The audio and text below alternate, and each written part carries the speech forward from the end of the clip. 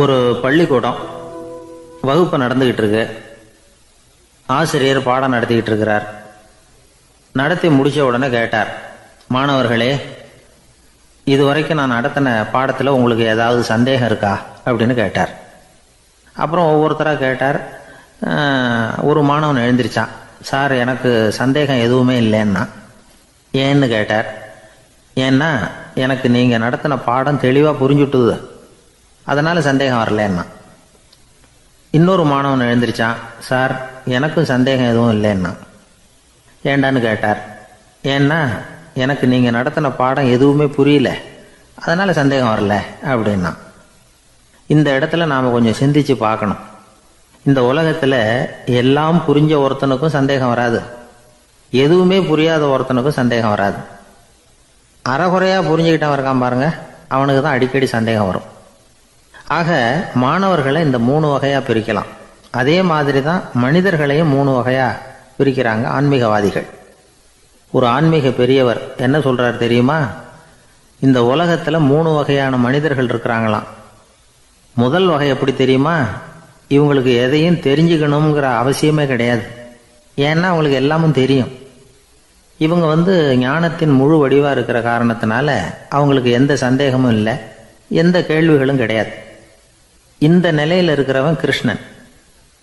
எல்லாத்துக்கும் விட தெரிஞ்சுக்கிட்ட நிலையில் அவன் விடையாக மாறிவிட்டான் அப்படின்னு சொல்லுவாங்க. 2வது நிலையில் இருக்கிறவன் அர்ஜுனன். இவனுக்கு எப்போ பார்த்தாலும் கேள்விதான், சந்தேகம்தான்.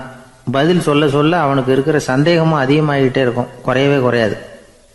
அர்ஜுனன் மாதிரி உள்ளவங்க எப்பவும் கேள்வி கேட்டுக்கிட்டே இருப்பாங்க. ஒரு கேள்விக்கு விடை கிடைச்சுட்டுன்னு வைங்க, உடனே இன்னொரு கேள்வி அவங்க கிட்ட இருந்து வரும். கிருஷ்ணனுடைய நிலை எப்படின்னா, அது கேள்விகளே அற்ற ஒரு நிலை. அர்ஜுனனுடைய நிலை எப்படின்னா, அது கேள்விகளை தவிர வேறு எதுவும் அற்ற ஒரு நிலை. இவங்களை தவிர இன்னொரு ஆள் இருக்கிறான், அவனுக்கும் கேள்விகள் அற்ற ஒரு நிலை தான். அவன் யாருன்னா துரியோதனன். இவனுக்கு தெரிஞ்சுக்கணுங்கிற எண்ணமே சுத்தமாக கிடையாது. ஆவலே இல்லைங்கிறதுனால அதை புரிஞ்சுக்கணுங்கிற அவசியமும் இல்லை. அதனால் அவனுக்கு கேள்விகள் அற்ற ஒரு நிலையில் அவன் இருந்துகிட்டு இருக்கிறான். எல்லா பதிலும் தெரிந்து கொண்ட நிலையில் கிருஷ்ணனும் கேள்விகள் அற்ற நிலையில் இருக்கிறான். தெரிஞ்சுக்கணுங்கிற ஆவலே இல்லாத துரியோதனனும் கேள்விகள் அற்ற நிலையிலே இருக்கிறான். இப்படியும் இல்லாமல் அப்படியும் இல்லாமல் 2ம் கெட்டான் நிலையில் இருக்கிறானே, அவன் தான் அர்ஜுனன். அதனால் பெரியவங்கள்லாம் என்ன சொல்கிறாங்கன்னா, இந்த உலகத்தில் அர்ஜுனன்களாக இருக்கிறவங்க ஒன்று துரியோதனனாக மாறிடணும், இல்லைன்னா கிருஷ்ணனாக மாறிடணும். இதை தவிர வேற வாய்ப்பு இல்லை. துரியோதனன் மாதிரி உள்ளது விலங்கு நிலை, கிருஷ்ணன் மாதிரி உள்ளது தெய்வ நிலை. அர்ஜுனன் விலங்காவும் ஆக முடியல, தெய்வமாகவும் ஆக முடியல.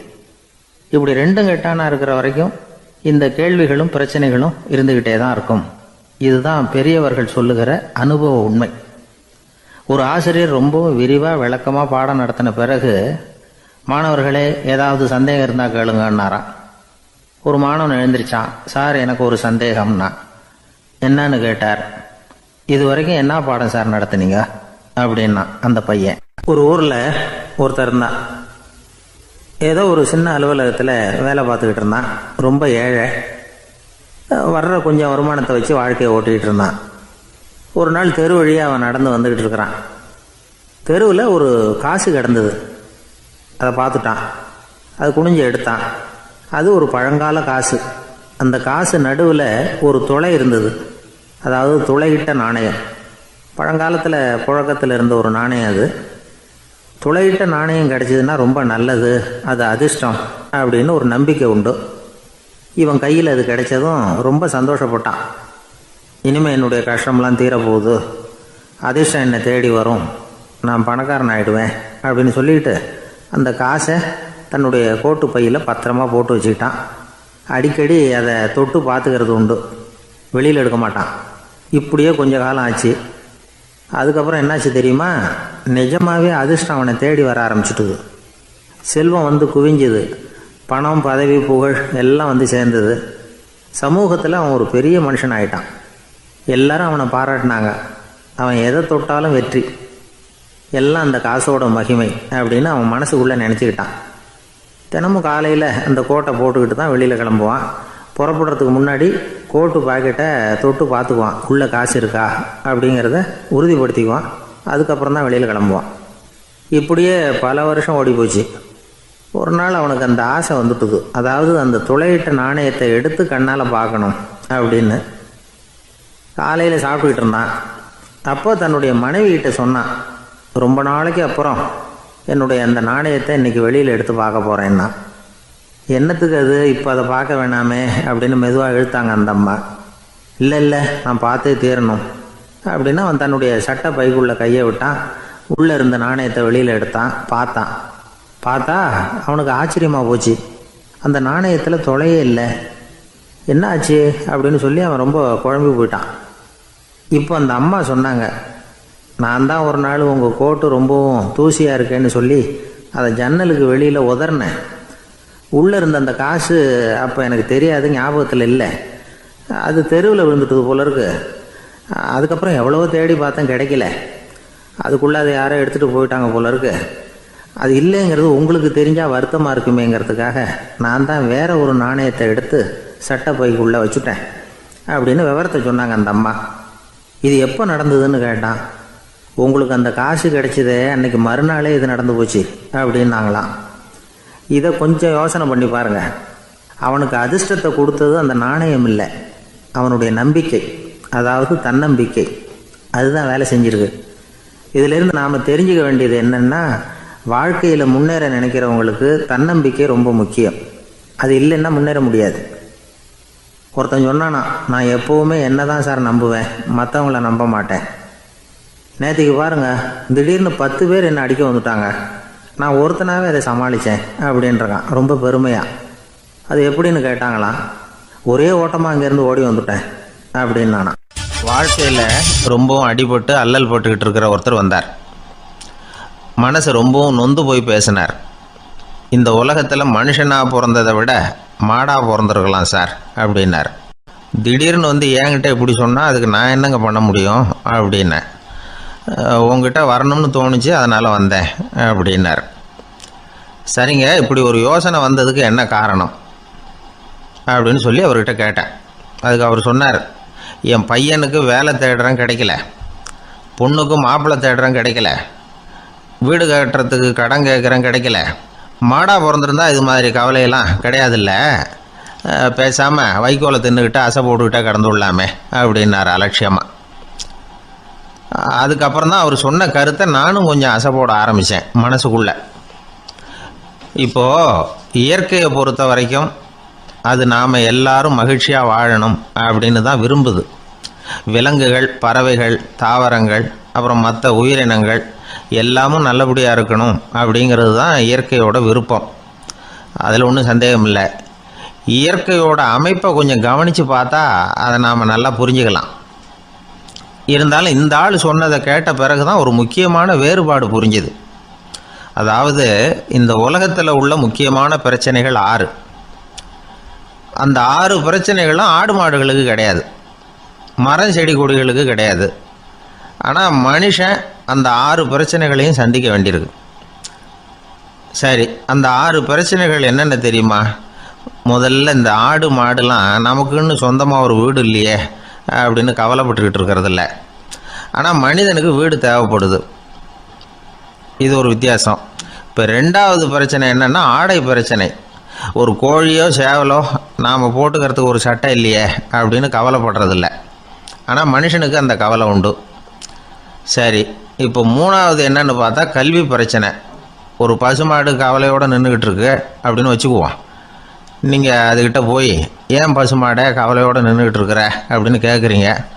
என் கண்ணுக்குட்டிக்கு எல்கேஜியில் இடம் கிடைக்கல, டொனேஷன் கொடுக்கறதுக்கு கையில் பணமும் கிடையாது, சிபாரிசுக்கு யாரை பிடிக்கிறதுன்னு தெரியல, இப்படியா சொல்லிகிட்டு இருக்கோம். அதுக்கு அந்த கவலையெல்லாம் கிடையாது. ஆனால் மனிதனுக்கு அந்த கவலை உண்டு. 4வது என்னன்னு பார்த்தீங்கன்னா வேலைவாய்ப்பு பிரச்சனை. வேலை கிடைக்கலையே அப்படின்னு வேப்ப மரம் கவலைப்படுறதில்ல, ஆனால் மனுஷன் கவலைப்படுறான். 5வது என்னன்னு பார்த்தா கல்யாண பிரச்சனை. எருமை மாடு பசு மாடு எல்லாம் பொண்ணுக்கு மாப்பிள்ளை தேடிட்டாலே இது பேப்பரில் மணமகன் தேவை அப்படின்னு விளம்பரமாக கொடுக்குது, அதெல்லாம் கிடையாது. 6வது என்னன்னு பார்த்தீங்கன்னா பணம் சம்பந்தமான பிரச்சனை. ஆடு மாடுலாம் பணத்தை சேமிக்கணும்னோ ஏதாவது நிதி நிறுவனத்தில் முதலீடு பண்ணணும்னோ நினச்சிக்கிட்டு இருக்கிறதில்ல. பணத்தை எப்படி காப்பாற்றுறது அப்படிங்கிற கவலையும் அதுகளுக்கு கிடையாது. குதிரை வந்து குழம்போடு பிறக்குது, அதனால் அது காடு மேடெல்லாம் கவலை இல்லாமல் தெரியலாம். ஆடு வந்து உடம்புல ரோமத்தோடு பிறக்குது, அதனால் அது குளிரை பற்றி கவலைப்பட வேண்டிய அவசியம் இல்லை.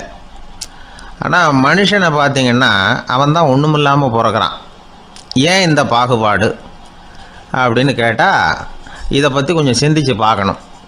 அதாவது இந்த சந்தேகத்தை ஒரு பெரியவர்கிட்டையும் கேட்டேன். அவர் சொன்னார் இதுக்கு பதில். அவர் இதே கேள்வியை இயற்கை கிட்ட கேட்டாராம். இயற்கை பதில் சொல்லிச்சான். வேறு யாருக்கும் கொடுக்காத ஒரு வலுவான கருவியை, ஒரு பவர்ஃபுல் வெப்பன் மனுஷனுக்கு கொடுத்துருக்குறேன்னு, அந்த கருவியை உபயோகப்படுத்தி அந்த 6 பிரச்சனையை மட்டும் இல்லை, 6 கோடி பிரச்சனைகள் இருந்தாலும் அதையெல்லாம் சமாளிக்கலாம். அது கருவி என்ன தெரியுமா? அதுதான் 6வது அறிவு. அதை உபயோகப்படுத்தினா காலுக்கு செருப்பு தயார் பண்ணிக்கலாம், குளிருக்கு போர்வை தயார் பண்ணிக்கலாம், என்ன வேணும்னாலும் செய்யலாம் அப்படின்னு இயற்கை பதில் சொல்லிச்சான். அதனால் நாம் செய்ய வேண்டியது என்னென்னா, இயற்கையை முதல்ல சரியாக புரிஞ்சுக்கணும். இயற்கையின் படைப்பையே நாம் சரியாக புரிஞ்சுக்கிறது இல்லையா, அதுதான் வேதனை. இந்த கதையை கேளுங்க. இப்போ நகரத்திலேருந்து ஒரு ஆள் கிராமத்துக்கு வந்தான். அங்கே ஒரு சிறுவன் மாடு மேய்ச்சிக்கிட்டு இருந்தான். நகரத்து ஆள் சொன்னான், எவ்வளோ அழகான பசு, அது சரி இதுக்கெல்லாம் ஏன் கொம்பு இல்லைன்னா. இதுக்கு அந்த பையன் பதில் சொன்னான், பசுமாட்டுக்கு கொம்பு இல்லாததுக்கு பல காரணங்கள் உண்டு. கண்ணுக்குட்டியாக இருந்தால் கொம்பு இருக்காது, பசு வளர்ந்து பெருசானதுக்கு அப்புறம் தான் கொம்பு முளைக்கும், இது ஒரு காரணம். சில சமயம் வளர்கிற கொம்பை எடுத்து விடுறது உண்டு, அது ஒரு காரணம்.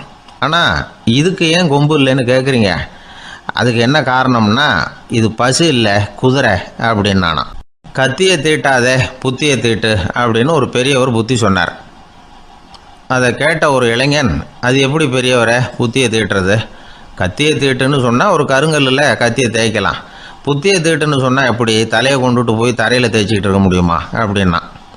அந்த பெரியவர் உடனே புரிஞ்சுக்கிட்டார், இந்த இளைஞனுக்கு புத்தி கூர்மை கம்மி அப்படிங்கிறத புரிஞ்சுக்கிட்டார். அது சரி, அறிவுக்கும் புத்திசாலித்தனத்துக்கும் என்ன வித்தியாசம்? இது ஒரு முக்கியமான கேள்வி. அறிவுன்னா என்ன, புத்திசாலித்தனம்னா என்ன? இதே கேள்வியை சாக்ரட்டிஸ் கிட்ட அவருடைய சீடன் ஒருத்தன் கேட்டானான். ஐயா, அறிவுக்கும் புத்திசாலித்தனத்துக்கும் என்னங்க வித்தியாசம் அப்படின்னு கேட்டிருக்கான். சாக்ரட்டிஸ் நிமிர்ந்து பார்த்துருக்கிறார் அந்த சீடனை. அதுக்கப்புறம் சொன்னாராம், நான் சொல்கிறேன் உன்னுடைய கேள்விக்கு பதில், ஆனால் அதுக்கு முன்னாடி நீ ஒரு காரியம் பண்ணணும்னாரான். என்னங்க செய்யணும் சொல்லுங்கன்றிருக்கான். அதோ பாரு, ஒரு பெரியவர் உட்காந்துருக்கிறாரு, அவர்கிட்ட போ, இங்கேருந்து பக்கத்தில் இருக்கிற அந்த கிராமத்துக்கு போய் சேர எவ்வளவு நேரம் ஆகும் அப்படின்னு கேட்டுட்டு வா அப்படி சொன்னார் சாக்ரட்டிஸ். சரின்னு சொல்லிவிட்டு இவன் போனான். அந்த பெரியவர் முன்னாடி போய் நின்னான். ஏங்க பெரியவரை, இங்கேருந்து அதோ தெரியுத அந்த கிராமத்துக்கு போய் சேர்றதுக்கு எவ்வளவு நேரம் ஆகும் அப்படின்னு கேட்டான். பெரியவர் நிமிர்ந்து பார்த்தார், ஆனால் பதில் எதுவும் சொல்லலை. இவன் மறுபடியும் ஒரு தடவை அதே கேள்வியை அவர்கிட்ட கேட்டான். என்னங்க நான் கேட்குறது உங்கள் காதில் விழுதா, அந்த கிராமத்துக்கு போய் சேர்றதுக்கு எவ்வளோ நேரம் ஆகும் அப்படின்னு சொல்லி மறுபடியும் கேட்டான். அப்பவும் அவர் பதில் சொல்லலை. உடனே அவன் மனசுக்குள்ளே முடிவு பண்ணிக்கிட்டான், சரி பெரியவர் ஒரு மாதிரியாக தெரிகிறார், புத்தி சுவாதீனம் சரியில்லாத ஒரு மாதிரி தெரியுது அப்படின்னு நினச்சிக்கிட்டே வந்த வழியிலே திரும்பி வந்துட்டான். கொஞ்சம் தூரம் நடந்திருப்பான். இப்போ அந்த பெரியவர் மறுபடியும் கூப்பிட்டார், இளைஞனே இப்படி வாடினார். இவனுக்கு ஒன்றும் புரியல. மறுபடியும் திரும்பி நடந்தான். அவர் முன்னாடி போய் நின்னான். பெரியவர் சொன்னார், தம்பி இங்கேருந்து அந்த கிராமத்துக்கு போய் சேர்றதுக்கு 5 நிமிஷம் ஆகும் அப்படின்னார். இப்போ அந்த இளைஞன் அந்த முதியவரை ஒரு மாதிரியாக பார்க்க ஆரம்பித்தான். அதுக்கப்புறம் கொஞ்சம் யோசித்தான். பிறகு அவர்கிட்டே கேட்டுட்டான், ஏங்க பெரியவரை, இதே பதிலை அப்போவே என்கிட்ட சொல்லியிருக்கலாமே, என்னை திரும்பி போன்னு சொல்லிவிட்டு பாதி தூரம் போனதுக்கப்புறம் மறுபடியும் கூப்பிட்டு அதுக்கப்புறம் இப்படி சொல்கிறீங்களே, இது நியாயமா அப்படின்னா. பெரியவர் சிரித்தார். அதுக்கப்புறம் சொன்னார், ஏன்பா நீ எவ்வளவு வேகமாக நடக்கிறேங்கிறத பார்க்காம நீ கிராமத்துக்கு போய் சேர வேண்டிய நேரத்தை எப்படி என்னால் சொல்ல முடியும்? அதனால தான் உன்னை கொஞ்சம் தூரம் நடக்க விட்டு உன்னுடைய நடையின் வேகம், அந்த கிராமம் இருக்கிற தூரம் ரெண்டையும் கணக்கு போட்டு அதுக்கப்புறம் நேரத்தை சொன்னேன்னார். சீடன் தலை குனிந்தான். அப்படியே திரும்பி சாக்ரட்டிஸ் முன்னாடி நின்னான். சாக்ரட்டிஸ் இப்போ சொல்கிறார், தம்பி அதுக்கு பேர் தான் புத்திசாலித்தனம். இந்த அறிவு கூர்மை எல்லா இளைஞர்களுக்கும் வரணும் அப்படிங்கிறதுக்காகத்தான் கத்தியை தீட்டாத புத்தியை தீட்டு அப்படின்னு பெரியவங்கள்லாம் சொல்லிகிட்டு இருக்கிறாங்க. புத்தியை தீட்டுறவங்கெல்லாம் வாழ்க்கையில் அறிவாளியாகிறாங்க, தீட்டாதவங்க கோமாளியாகிறாங்க. இதுதான் இன்றைக்கி நடக்கிறது. அதனால் அறிவு கூர்மைங்கிறது வேறு. இந்த காலத்து ஆசாமி ஒருத்தர் இன்னொருத்தரை பார்த்து கேட்டார், ஏங்க, ஒரு விமானம் இங்கேருந்து புறப்பட்டு 2 மணி நேரத்தில் மதுரைக்கு போய் சேருது. நல்லா கவனிங்க. ஒரு விமானம் இங்கேருந்து புறப்பட்டு 2 மணி நேரத்தில் மதுரைக்கு போய் சேருது அப்படின்னா என்னோடய வயசு என்னன்னு கேட்டார். இவர் கேட்குறதுல ஏதாவது அர்த்தம் இருக்கா? அதாவது இங்கேருந்து புறப்பட்டு 2 மணி நேரம் ஆகுது மதுரைக்கு போகிறதுக்கு, அப்படின்னா என் வயசு என்னன்னு கேட்குறாரே. இதை கேட்ட உடனே அவர் பதில் சொன்னார். அப்படின்னா உங்களோட வயசு 20 அப்படின்னார். எப்படிங்க அவ்வளவு கரெக்டாக சொன்னீங்க அப்படின்னு கேட்டார். வேறு ஒன்றும் இல்லை, எங்கள் பக்கத்து வீட்டில் ஒரு முழு பைத்தியம் இருக்குது, அதோட வயசு 40, அப்படின்னா உன் வயசு 20 தான் இருக்கணும் அப்படின்னார். அரை பைத்தியம்னு முடிவு பண்ணிக்கிட்டார். அதனால் வாழ்க்கையில் அறிவு கூர்மைங்கிறது ரொம்ப அவசியம்.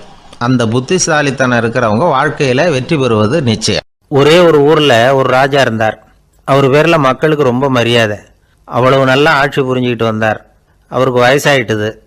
அதனால் ஒரு நாள் அமைச்சரை கூப்பிட்டார். இதை பாருங்கள், எனக்கு வயசாயிட்டுது, அதனால் இந்த அரச பொறுப்பையெல்லாம் நீங்கள் ஏற்றுக்குங்க அப்படின்னார். அதுக்கப்புறம் ராணியை கூப்பிட்டார். வா, நாம் இனிமேல் இங்கே இருக்க வேணாம், காட்டுக்கு போய் தவம் பண்ணலாம் அப்படின்னு கூப்பிட்டார். இந்த செய்தி மக்களுக்கு அறிவிக்கப்பட்டது. மக்கள் உடனே கூட்டம் கூட்டமாக அரண்மனைக்கு வர ஆரம்பிச்சிட்டாங்க. மன்னரை போய் பார்க்குறாங்க. அரசே, தாங்கள் எங்களுக்கு தந்தை மாதிரி. நீங்கள் காட்டுக்கு போயிட்டால் நாங்கள்லாம் இங்கே எப்படி இருக்க முடியும்? எங்களுக்கெல்லாம் எந்த துன்பமும் இல்லாமல் பார்த்துக்கிட்டு வர்றீங்க. இது மாதிரியான ஒரு அரசாட்சி இல்லைன்னா மக்கள் வாழ்ந்து என்ன பயன் அப்படின்னாங்க. இருந்தாலும் என்ன பண்ணுறது, வயசாயிட்ட காரணத்தினால இந்த முடிவுக்கு வர வேண்டியிருக்குது அப்படின்னாரா ராஜா. அப்படின்னா நீங்கள் காட்டுக்கு போக வேணாம், நாங்கள் போகிறோம். நாங்கள் அங்கே போய் தவம் பண்ணுறோம், வழிபாடு பண்ணுறோம். கடவுள் வருவார், அவர்கிட்ட வரம் வாங்கிட்டு வந்துடுறோம் அப்படின்னாங்களாம். அப்படி சொல்லிவிட்டு உடனே எல்லாரும் காட்டுக்கு போனாங்க. நாட்டு மக்கள் எல்லாரும் ஒட்டு மொத்தமாக காட்டில் உட்காந்துக்கிட்டு தவம் பண்ணுறதை பார்த்தார் கடவுள். உடனே புறப்பட்டு வந்தார். எல்லாரும் இப்படி உட்காந்துருக்கிறீங்களே, என்ன வேணும் உங்களுக்கு அப்படின்னு கேட்டார். உடனே மக்கள் எல்லாரும் ஒரு குரலில் சொன்னாங்க, சுவாமி, எங்கள் மன்னன் ரொம்ப நாளைக்கு நல்லபடியாக இருக்கணும். அவர் மகிழ்ச்சியாகவும் உடல் நலத்தோடும் இருந்தால் தான் நாங்கள் அமைதியாக வாழ முடியும் அப்படின்னாங்க. சரி, அதுக்கு என்ன செய்யணும் அப்படின்னார் ஆண்டவன். எங்கள் மன்னருக்கு இன்னும் ஒரு 100 வருஷம் ஆயுளை கொடுங்க அப்படின்னாங்க. அவ்வளவு தானே, சரி அப்படியே ஆகட்டும் அப்படின்னு சொல்லிவிட்டு ஆண்டவன் போயிட்டார். மக்கள் மகிழ்ச்சியோடு திரும்பி வந்தாங்க. மன்னா, கடவுள் வரம் கொடுத்துட்டார், நீங்கள் 100 வருஷம் வாழ போகிறீங்க அப்படின்னாங்க. இதை கேட்டதும் ராணி ராஜாவை வணங்கி, நான் தவம் செய்ய போகிறேன் அப்படின்னு புறப்பட்டாங்க. உடனே மக்கள் என்ன நினச்சாங்க தெரியுமா?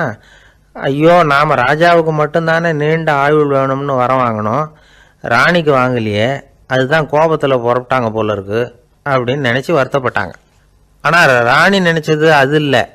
ராணி போய் தவம் பண்ணாங்க, கடவுள் காட்சி கொடுத்தார். இவங்க கேட்குறாங்க, சுவாமி, ராஜாவுக்கு மட்டும் 100 வருஷம் ஆயுள்னு வரம் கொடுத்துட்டீங்க, அப்படின்னா குடிமக்களும் 100 வருஷம் இருக்கணும். இப்படிப்பட்ட குடிமக்கள் இல்லைன்னா அப்படிப்பட்ட அரசன் இருந்து என்ன பிரயோஜனம் அப்படின்னாங்களாம். ஆண்டவன் பார்த்தார். சரி, அவங்களும் 100 வருஷம் வாழ்வாங்க, அது மட்டும் இல்லை, நீயும் 100 ஆண்டு காலம் வாழ வரமளிக்கிறேன் அப்படின்னு சொல்லிவிட்டு மறைஞ்சிட்டார். இதில் ஆண்டவன் வர்றதும் மறையிறதும் முக்கியம் இல்லை. இதில் கவனிக்க வேண்டியது ஆள்கிறவனின் விசால மனம், குடிமக்களின் விசால மனம், ஆள்கிறவன் மனைவியினுடைய விசால மனம். இப்படி ஒரு நாடு இருந்துட்டுதுன்னா எப்படி இருக்கும் வாழ்க்கை நினச்சி பாருங்கள். அதனால தான் பெரியவங்கள்லாம் சொல்கிறாங்க, இதய வாசல் திறந்தே இருக்கணும், இதயத்தின் கதவுகளை மூடாதீங்க அப்படின்னு சொல்லுவாங்க. என்கிட்ட ஒருத்தர் சொன்னார், என்னுடைய இதய வாசல் எப்பவும் திறந்தே தான் இருக்குதுன்னார். எதனால் அப்படி சொல்கிறீங்க அப்படின்னு கேட்டோம். டாக்டரே சொல்லிவிட்டார், என்னுடைய இதயத்தில் ஒரு ஓட்டை இருக்குது அப்படின்னு, வால்வு சரியில்லையா அப்படிங்கிறார். ஒரு ஊரில் ஒரு ராஜா இருந்தார். அவர் அடிக்கடி காட்டுக்கு வேட்டையாட போவார். சில நண்பர்களையும் கூட அழைச்சிக்கிட்டு போவார். காட்டுக்கு போனதும் ஆளுக்கு ஒரு பக்கமாக போய் வேட்டையாடுவாங்க. சாயந்தரமாக திரும்பி வருவாங்க. மறுநாள் அரண்மனையில் உட்காந்து ஒவ்வொருத்தரும் அவங்க அனுபவங்களை எல்லாம் சொல்லிக்குவாங்க. அவங்க வீரத்துக்கு தகுந்த மாதிரி பரிசை அந்த ராஜா கொடுப்பார்.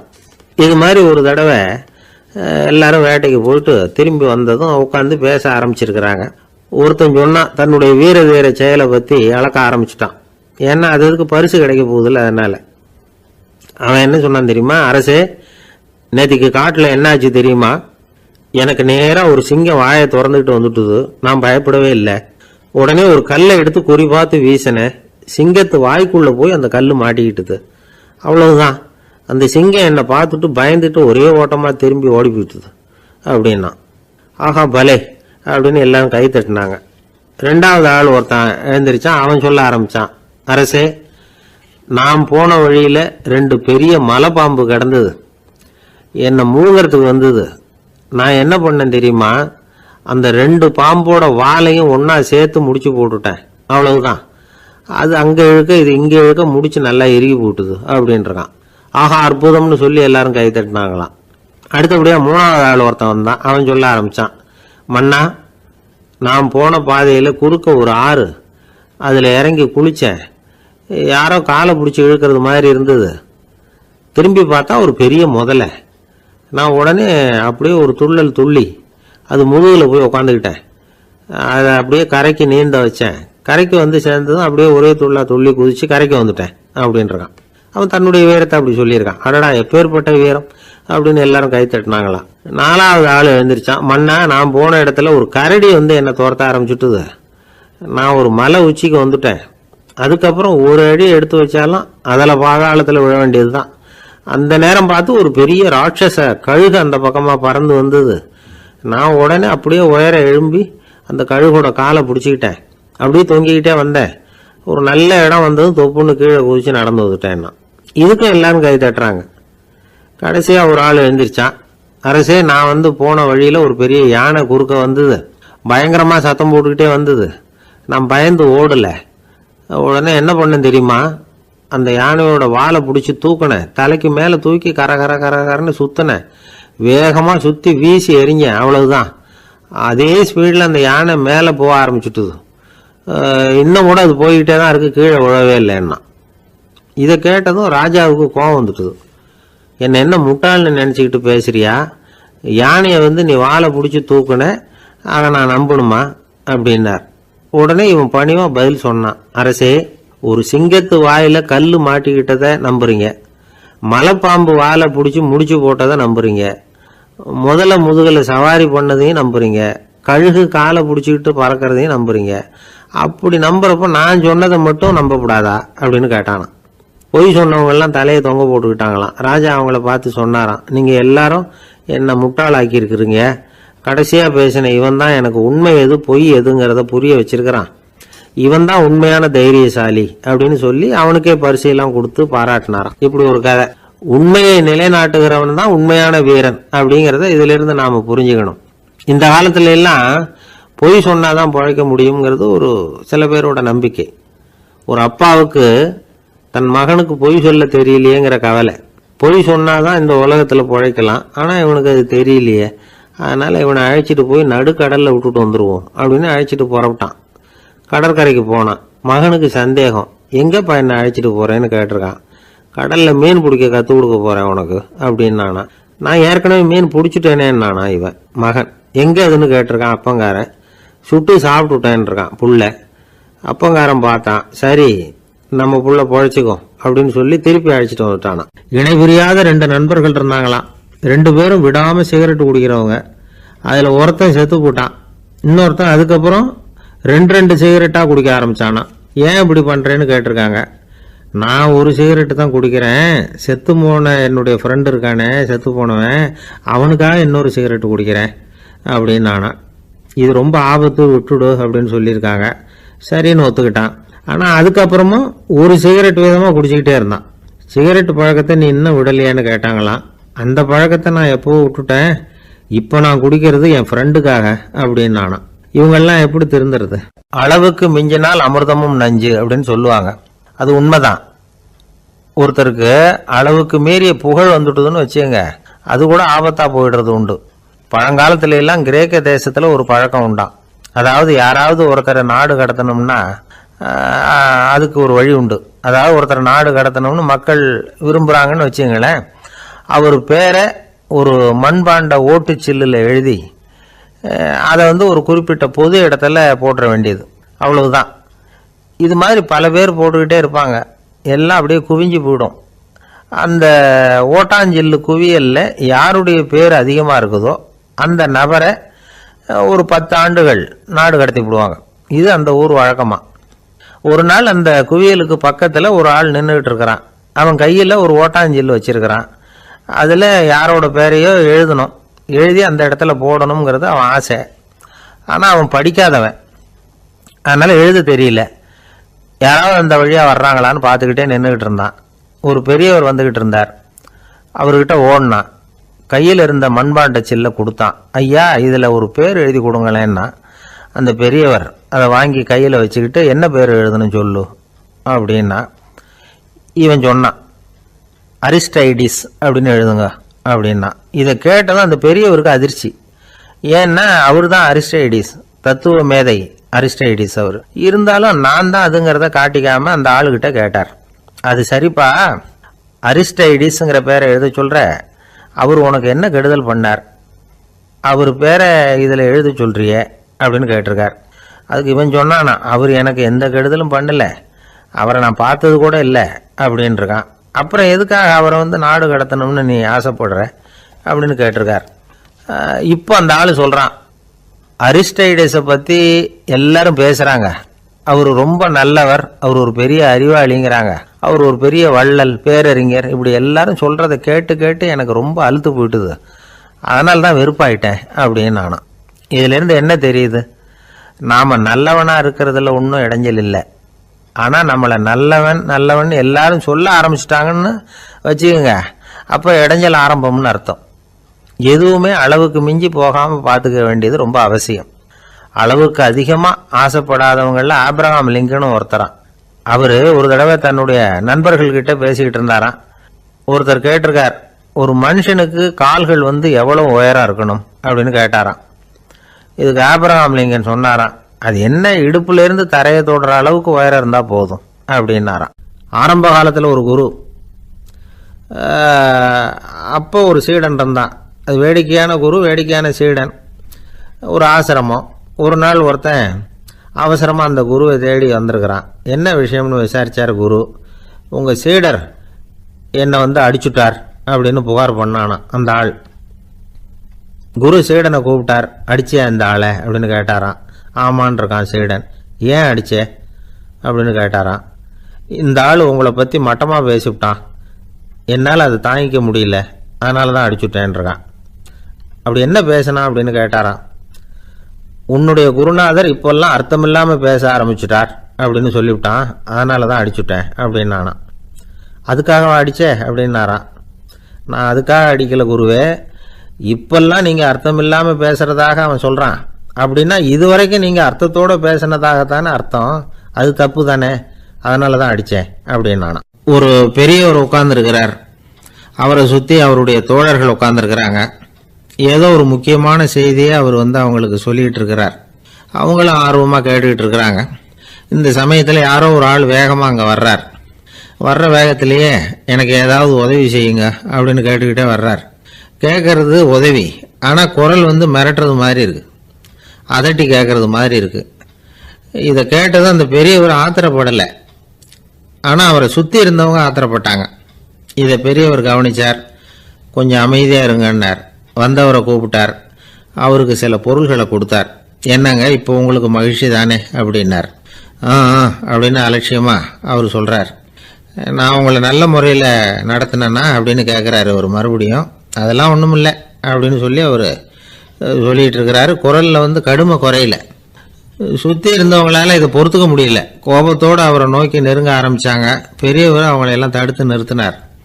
வந்தவரை வாங்க என்னோட அப்படின்னு சொல்லி அழைச்சிட்டு போனார். வீட்டுக்கு போனார். அங்கே போனதும் இன்னும் சில பொருள்களை எடுத்து அவர்கிட்ட கொடுத்தார். இப்போ திருப்தி தானே, நான் உங்ககிட்ட நல்ல முறையில் நடந்துக்கிட்டேனா அப்படின்னார். அவர் முகம் இப்போ தான் கொஞ்சம் மலர்ந்தது. ரொம்ப நன்றி, இறைவன் உங்கள் குடும்பத்துக்கு எல்லா நன்மைகளையும் செய்வான் அப்படின்னு சொன்னார். இதே வார்த்தைகளை என்னுடைய தோழர்கள்கிட்டே சொல்லிட்டீங்கன்னா அவங்க கோபம் தணிஞ்சிரும், வர முடியுமான்னார். கண்டிப்பாக வர்றேன் அப்படின்னாரு. மறுநாள் காலையில் அந்த இடத்துக்கு வந்தார். அதே மாதிரி சொல்லிவிட்டு அவர் போயிட்டார். தோழர்கள்லாம் ரொம்ப வியப்போடு பெரியவரை பார்த்தாங்க. அந்த பெரியவர் தான் நபிகள் நாயகம். அவர் சொன்னார், ஒருத்தன் ரொம்ப ஆசையாக ஒரு ஒட்டகத்தை வளர்த்துக்கிட்டு வந்தான். ஒரு நாள் அந்த ஒட்டகம் வந்து கயத்தை அறுத்துக்கிட்டு ஓடி போயிட்டுது. அக்கம் பக்கத்தில் இருக்கிறவங்கெல்லாம் அந்த ஒட்டகத்தை பிடிக்கிறதுக்கு முயற்சி பண்ணாங்க. அதை துரத்திக்கிட்டு ஓடினாங்க. ஒட்டகம் வந்து தாறுமாறாக ஓட ஆரம்பிச்சுது. இந்த சமயத்தில் ஒட்டகத்தை வளர்த்தவன் அங்கே ஓடி வந்தான். நீங்கள் அதை ஒன்றும் செய்ய வேணாம், விட்டுருங்க. அதோட சுபாவம் எனக்கு நல்லா தெரியும். அதை சுலபமாக என்னோட வழிக்கு கொண்டுட்டு வந்துட முடியும். நான் பார்த்துக்கிறேன், விட்டுருங்கோ அப்படின்னா. எல்லாரும் விலகி போயிட்டாங்க. இவன் என்ன செஞ்சான் தெரியுமா? கொஞ்சம் புல்லை கையில் எடுத்துக்கிட்டு அந்த ஒட்டகத்தை நெருங்கினான். அவ்வளவுதான். அது ஓடி வந்து இவன் காலடியில் உட்காந்துக்கிட்டது. செல்லமாக அதை அப்படியே தடவி கொடுத்தான். முதுகில் ஏறி உட்காந்துக்கிட்டான். அது பாட்டுக்கு சாதுவாக நடந்து போகுது.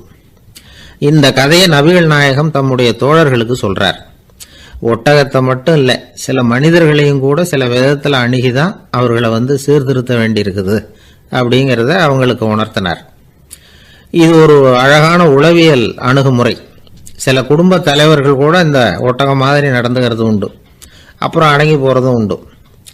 ஒரு குடும்ப தலைவர் காலையில் எழுந்திரிச்சதுலேருந்து சத்தம் போட்டு கத்திக்கிட்டு இருப்பார். பக்கத்தில் இருந்தவங்கெல்லாம் ஓடி போய் சமாதானம் பண்ணி பார்த்தாங்க. அவர் ஓயறது மாதிரி தெரியல. கடைசியில் அவர் மனைவி வந்தாங்க. நீங்கள் எல்லாம் விலகி போயிடுங்க, அவர் சுபாவம் எனக்கு தெரியும், நான் பார்த்துக்கிறேன் அப்படின்னாங்க. சரின்னு எல்லாரும் போயிட்டாங்க. சாயந்தரமாக வந்து பார்க்குறாங்க, அவர் சத்தம் இல்லாமல் ஒரு மூலையில் உட்காந்துருக்கிறார். ரொம்ப சாதுவா. ஆச்சரியமாக இருந்தது. என்னம்மா பண்ணீங்கன்னு கேட்டாங்க. அது ஒன்றும் இல்லைங்க, ஒரு வேளை சாப்பாட்டை நிறுத்தினேன், பட்னி போட்டேன், அவ்வளவுதான் அப்படின்னாங்க அந்த அம்மா. ஒரு ஜென் துறவி, அவருக்கு ரொம்ப வயசாயிட்டுது. கடைசி காலம். நண்பர்களெல்லாம் கூப்பிட்டார். நண்பர்களே, நான் வந்து வித்தியாசமான முறையில் சாகணும்னு ஆசைப்படுறேன், அதுக்கு ஏதாவது யோசனை சொல்லுங்களேன் அப்படின்னு கேட்டாராம். நண்பர்கள் சிரித்தாங்க. என்ன பேச்சு பேசுகிறீங்க? சாவறதுங்கிறது என்ன விளையாட்டுத்தனமான காரியமா அப்படின்னு கேட்டிருக்காங்க. அந்த துறவி கொஞ்ச நேரம் யோசனை பண்ணார். அப்புறம் கேட்டாராம், இது வரைக்கும் யாராவது நடந்துக்கிட்டே இறந்துருக்குறாங்களா அப்படின்னாராம். எல்லாரும் இல்லைன்னாங்களாம். ஒருத்தர் மட்டும் சொல்லியிருக்கார். அப்படியும் ஒருத்தர் இறந்துருக்கிறதாக ஒரு கதையில் படிச்சிருக்கிறேன். ஒரு ஞானியால் தான் அப்படியெல்லாம் செய்ய முடியும் அப்படின்னு அவர் சொன்னாராம். சரி, அப்படின்னா அந்த முறை நமக்கு வேணாம். நின்றுக்கிட்டே யாராவது உயிரை விட்டுருக்காங்களா அப்படின்னு விசாரிச்சாராம். அப்படியும் ஒருத்தர் இறந்துருக்கிறார் அப்படின்னாங்களாம். மறுபடியும் அந்த துறவி யோசனை பண்ணியிருக்கிறார். ஏதாவது வித்தியாசமான முறையில் நாம் வந்து போகணும் அப்படிங்கிறது அவருடைய விருப்பம். மனிதன் எப்படி வாழ்கிறானோ அப்படி இறப்பது தான் நல்லது. சரி, யாராவது தலைகீழாக வந்து யோகம் செய்யும் நிலையில் இறந்துருக்கிறாங்களா அப்படின்னு விசாரித்தாராம். நண்பர்கள் சிரித்தாங்க. தலைகீழாக நின்னபடி இறந்ததாக நாங்கள் கேள்விப்பட்டதே இல்லை, அது முடியாத காரியம் அப்படின்ட்டுருக்காங்க. இப்போ அந்த துறவிக்கு திடீர்னு உற்சாகம் வந்துட்டுது. உடனே எழுந்திரிச்சார், தலைகீழாக நின்னார், அப்படியே உயிரை விட்டுட்டார். அவ்வளோதான். அந்த மடாலயத்தில் ஒரே குழப்பம். எப்படி அவரை கீழே இறக்கி படுக்க வைக்கிறது அப்படின்னு புரியல. இப்படி உயிர் விடுறதை பற்றி அவங்க இதுவரைக்கும் கேள்விப்பட்டதும் இல்லை. உண்மையிலேயே வந்து இவர் வந்து இறந்து தான் போனாராங்கிறதும் தெரியல. சோதித்து பார்த்தாங்க. இதய துடிப்பு, நாடி துடிப்பு எல்லாம் நின்று போயிருந்தது. இவர் எப்பவும் இப்படி தான், என்ன பண்ணுறது இப்போ அப்படின்னு சொல்லி எல்லாரும் குழம்பிக்கிட்டு இருக்கிற சமயத்தில் ஒரு பெரியவர் யோசனை சொன்னார். இந்த துறவியோட மூத்த சகோதரி பக்கத்து மடாலயத்தில் இருக்கிறாங்க, அவங்கள இங்கே அழைச்சிட்டு வந்தால் ஏதாவது வழி கிடைக்கும் அப்படின்னார். அந்த அம்மாவுக்கு 90 வயசு. அழைச்சிட்டு வந்தாங்க. ஒரு குச்சியை ஊன்றிக்கிட்டு அப்படியே மெதுவாக நடந்து வந்தாங்க. வந்து, தம்பி, தலைகீழாக நின்று உயிர் விட்டு இறக்கிறத பார்த்தாங்க. தம்பின்னு கூப்பிட்டு பார்த்தாங்க, ஒன்றும் காணும். உடனே என்ன பண்ணாங்க, தன்னுடைய கைத்தடியால் தம்பியோட உடலை ஒரு தட்டு தட்டினாங்க. ஏப்பா, சாகிறப்பவும் உன்னுடைய குறும்புத்தனத்தை விடலையா? இப்படியாடா சாகிறது, ஒழுங்காக செத்து தொலை அப்படின்னாங்களாம். அவ்வளவுதான். உடனே அந்த துறவி திரும்பி நேராக நின்னார். அக்கா, கோவப்படாத, நான் ஒழுங்காக சாகிறேன், எப்படி செத்தா என்ன, எல்லாம் எனக்கு ஒன்று தான் அப்படின்னு சொல்லிவிட்டு அப்படியே தரையில் படுத்து உயிரை விட்டாராம். அதுக்கப்புறம் அந்த அம்மா கோலை வந்து கையில் எடுத்துக்கிட்டு அப்படியே திரும்பி கூட பார்க்காம அவங்க பாட்டுக்கு போயிட்டாங்களாம். மரணத்தை ஒரு விளையாட்டாக ஆக்கிய அந்த துறவிக்கு வாழ்க்கையே ஒரு விளையாட்டாக தான் இருந்திருக்குது. எந்த நோக்கமும் இல்லாமல் செயல்படுறதுன்னா என்னங்கிறதும் அவருக்கு தெரிஞ்சிருக்குது. பயனை எதிர்பார்க்காம பணி செய்து வாழ்ந்து மறைந்த மகான் அவர். தம்முடைய தொழிலை வந்து விளையாட்டு போல செய்ய தெரிஞ்சவருக்கு வாழ்க்கையே ஒரு விளையாட்டாக மாறிடும். எல்லாமே விளையாட்டாகி விடுகிற போது மரணமும் விளையாட்டாகிவிடும் அப்படிங்கிறது தான் அந்த தத்துவம். ஆனால் அதுக்கு முன்னாடி உங்களுக்குள்ளே இருக்கிற உண்மையான நடிகனை வந்து நீங்கள் அடையாளம் கண்டுபிடிக்கணும். நீங்கள் நடிக்க வேண்டியதே இல்லை, நீங்கள் ஏற்கனவே நடிச்சுக்கிட்டு தான் இருக்கிறீங்க. நீங்கள் இந்த உண்மையை தெரிஞ்சுக்கணும், அவ்வளவுதான். இதுதான் ஞானிகளுடைய கருத்து. வாழ்க்கையை சரியாக புரிஞ்சுக்கிட்டால் எல்லாமே நடிப்புங்கிறது புரியும். கல்யாண பத்திரிக்கை அனுப்பியிருந்தேனே, ஏன்டா வரலன்னு கேட்டான் ஒருத்தன். வந்திருந்தேனே அப்படின்னானா இவன். டேய், ஏன்டா போய் சொல்கிற, நான் பத்திரிக்கையே உனக்கு அனுப்பலையே அப்படின்ட்டுருக்கான் அவன். அதுக்கு இவன் சொன்னானா, பத்திரிக்கை அனுப்புனேன்னு நீ போய் சொல்கிறப்போ கல்யாணத்துக்கு வந்தேன்னு நான் போய் சொல்லக்கூடாதா அப்படின்னானா. விவசாயிகள் வந்து அவங்க விவசாயம் முன்னேறி இருக்கிற அளவுக்கு விவசாயிகளுடைய வாழ்க்கை தரம் முன்னேறலை. அந்த அளவுக்கு அவர்கள் வந்து நாட்டுக்காக உழைச்சிக்கிட்டு இருக்கிறாங்க.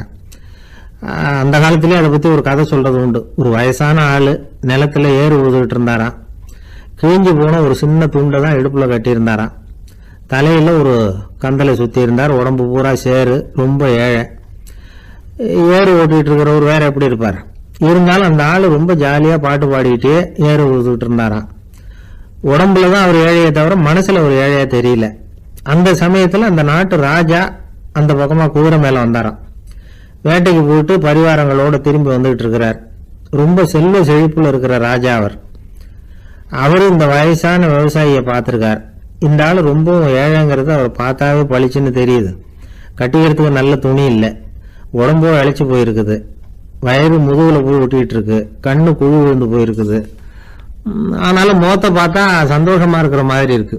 இவ்வளவு உற்சாகமா பாடிக்கிட்டு இருக்கிறாரே அப்படின்னு ஆச்சரியமா நினைச்சு பார்த்தார் அந்த ராஜா. சரி, அவர்கிட்ட கொஞ்சம் பேச்சு கொடுத்து பார்க்கலாம் அப்படின்னு முடிவு பண்ணார். ஐயா பெரியவரே, இப்படி கொஞ்சம் வர முடியுமான்னாராம். பொழுது போகிறதுக்குள்ள நான் இந்த வயல் பூரா உழவு ஓட்டி ஆகணும், அதனால பேசுறதுக்கு நேரம் இல்லை அப்படின்னாராம் அந்த பெரியவர். என்ன அவ்வளவு அவசரமா? மீதி இருந்தால் நாளைக்கு ஊதுவக்கூடாதா? அது சரி, உனக்கு எத்தனை ஏக்கர் நிலம் இருக்கு அப்படின்னு விசாரிச்சிருக்கார் ராஜா. எனக்குன்னு சொந்தமா உள்ளங்கை அளவு கூட நிலம் கிடையாது. இது எங்க முதலாளியோட நிலம். இதை பூராவும் ஊது முடிச்சாதான் அவர் கூலி கொடுப்பார். நான் கூலிக்கு ஊதுகிட்டு இருக்கிறேன். உங்ககிட்ட பேசிக்கிட்டு இருந்தா அவருக்கு துரோகம் பண்ணது மாதிரி ஆயிடும் அப்படின்னாராம். ராஜா குதிரையை விட்டு கீழே இறங்கினார். வரப்புல நடந்து அந்த பெரியவர்கிட்டயே போனாராம். சரி, ஒரு நாள் பூரா ஊதான் உனக்கு எவ்வளவு கூலின்னு கேட்டிருக்கார். 8 அணா கூலி கிடைக்கும்னாராம் அவர். இது ரொம்ப காலத்துக்கு முன்னாடி நடந்த ஒரு சம்பவங்கிறதுனால அப்ப 8 அணா கூலிங்கிறது ரொம்ப பெருசு. இருந்தாலும் அதுவும் அந்த ராஜாவுக்கு பெரிய கூலியா தெரியல. இவ்வளவுதானா, இதை வச்சுக்கிட்டு நீ எப்படி காலம் தள்ளுற அப்படின்னாராம். ஒன்றும் கவலை இல்லை அப்படின்னாராம் அவரு. ராஜாவுக்கு ரொம்ப ஆச்சரியமா போச்சு. 8 அணா கூலி வாங்குற இந்த ஆளு கவலை இல்லாம இருக்கிறார், ஏராளமான வசதியோடு இருக்கிறன்னா கவலை இல்லாம வாழ முடியலையே அப்படின்னு நினைச்சு பார்த்திருக்கார். அது சரி, 8 அணாவில் எப்படி குடும்பம் நடத்துற அப்படின்னு கேட்டாராம். எனக்கு கிடைக்கிற 8 அணாவில் 2 அணா குடும்பத்துக்கு செலவழிக்கிறேன், 2 அணா பழைய கடனுக்கு கொடுக்குறேன், 2 அணா வந்து தர்மம் செய்யறேன், 2 அணா வட்டிக்கு கொடுக்குறேன், ஒரு குறையும் இல்லைன்னாராம். ராஜாவுக்கு ஒன்றும் புரியல. எனக்கு ஒன்றும் புரியலையேன்னு இருக்காரு. ஐயா, எனக்கும் என் மனைவிக்கும் 2 அணா செலவாகுது. வயசான அம்மா அப்பா இருக்கிறாங்க, சின்ன வயசுல என்னை காப்பாத்தினவங்க அவங்க. அந்த கடனுக்கு 2 அணா செலவாகுது, அது பழைய கடன். என் தங்கச்சி ஒருத்தி ஆதரவு இல்லாத நிலைமையில தன்னுடைய மகனோட என் வீட்டுல வந்து இருக்கிறா. அவளுக்கும் அவள் மகனுக்கும் 2 அணா செலவு பண்றேன், அது தர்மம். எனக்கு 2 பிள்ளைங்க இருக்கிறாங்க, அவங்களுக்கு 2 அணா செலவு பண்றேன், அது வட்டிக்கு கொடுக்கறது மாதிரி. பிற்காலத்துல அவங்க எங்களை காப்பாத்துவாங்க. அந்த வகையில நான் திருப்தியோட வாழ்ந்துகிட்டு இருக்கிறேன் அப்படின்னாராம். ராஜாவுக்கு அர்த்தம் புரிய ஆரம்பிச்சுதான். அந்த பெரிய நிலத்தை விலை கொடுத்து வாங்கி அந்த பெரியவருக்கே தானமா கொடுத்துட்டாராம். இப்போ ஊழவருக்கே நிலம் சொந்தமாயிட்டுது. அன்னையிலிருந்து அரசனுக்கும் ஆறுதல் கிடைச்சுதான். இப்படி ஒரு கதை சொல்லுவாங்க. 8 அணா வருமானத்தை வச்சுக்கிட்டு எப்படி காலத்தை தள்ளுறதுன்னு சொல்றதுக்காக இந்த கதையை சொல்றதாக யாரும் தப்பா நினைச்சுக்க கூடாது. கிடைக்கிறத எப்படி பங்கு போடுறார், எப்படி திருப்தியா வாழறார் அப்படிங்கிறது தான் முக்கியம். அது மாதிரி இன்றைக்கு இந்த பொங்கல் திருநாள்ல உழவர்கள் மனசு மகிழ்ச்சியா இருந்ததுன்னா அது எல்லாரும் மகிழ்ச்சியா இருக்கிறது மாதிரி அர்த்தம். அதனால அவர்கள்ட்ட இருந்து நாம வந்து பாடம் கத்துக்கணும். சில உழவர்கள் வந்து தங்கள் நிலத்துல விளையறத தாங்கள் சாப்பிட மாட்டாங்க, அடுத்தவங்கள்ட்ட வித்துட்டு சந்தையில போய் வேற அரிசி வாங்கிட்டு வந்து தான் இவங்க சாப்பிடுவாங்க. அப்படிப்பட்ட விவசாயிகள்லாம் இது உண்டு. பங்கிடுகிற பண்பை உழவர்கள்ட்ட இருந்து கற்றுக்கொள்ளுங்கள் அப்படிம்பாங்க. ஒரு ஆள் நிம்மதியா மகிழ்ச்சியா இருந்தானா, உங்க நிம்மதிக்கும் மகிழ்ச்சிக்கும் என்ன காரணம்னு கேட்டிருக்காரு இன்னொருத்தர். என்கிட்ட இருந்தது பூராவையும் என் பிள்ளைங்களுக்கு சமமா பங்கு போட்டு கொடுத்துட்டேன், எனக்குன்னு எதுவுமே வச்சுக்கல, அதுதான் நிம்மதிக்கு காரணம்னு இருக்கான். உங்ககிட்ட இருந்தது எவ்வளவு இருந்தது அப்படின்னு கேட்டிருக்காரு அவரு. மொத்தமாக ஒரு 50,000 ரூபா இருக்கும் அப்படின்னு இருக்கான். அவ்வளவும் பணமாகவே இருந்ததா அப்படின்னு கேட்டிருக்காங்க அவங்க. இல்லைங்க, அவ்வளவும் கடன், அதை தான் பிரித்து கொடுத்துருக்கேன் பிள்ளைங்க கிட்ட அப்படின்னு நானும். அவன் நம்பிக்கை இல்லைன்னா இந்த உலகத்தில் நாம் நடமாடவே முடியாது. அவநம்பிக்கையோடு இருந்துக்கிட்டு இருந்தால் என்றைக்கும் அவஸ்தை தான். நாம் நம்புறது நடக்குதோ இல்லையோ அது வேற விஷயம். ஆனால் எதையும் நம்பி தான் நாம் அடி வைக்க வேண்டியிருக்கு.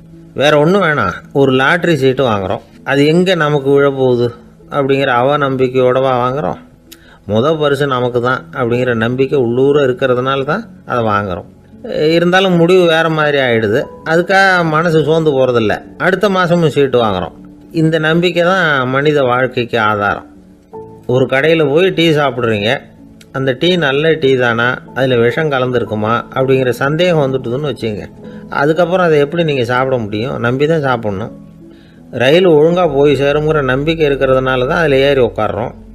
லெட்டர் ஒழுங்காக போய் சேருங்கிற நம்பிக்கை இருக்கிறதுனால தான் பெட்டியில் போடுறோம். சரி, நம்ம கதையெல்லாம் நம்மளோட இருக்கட்டும்.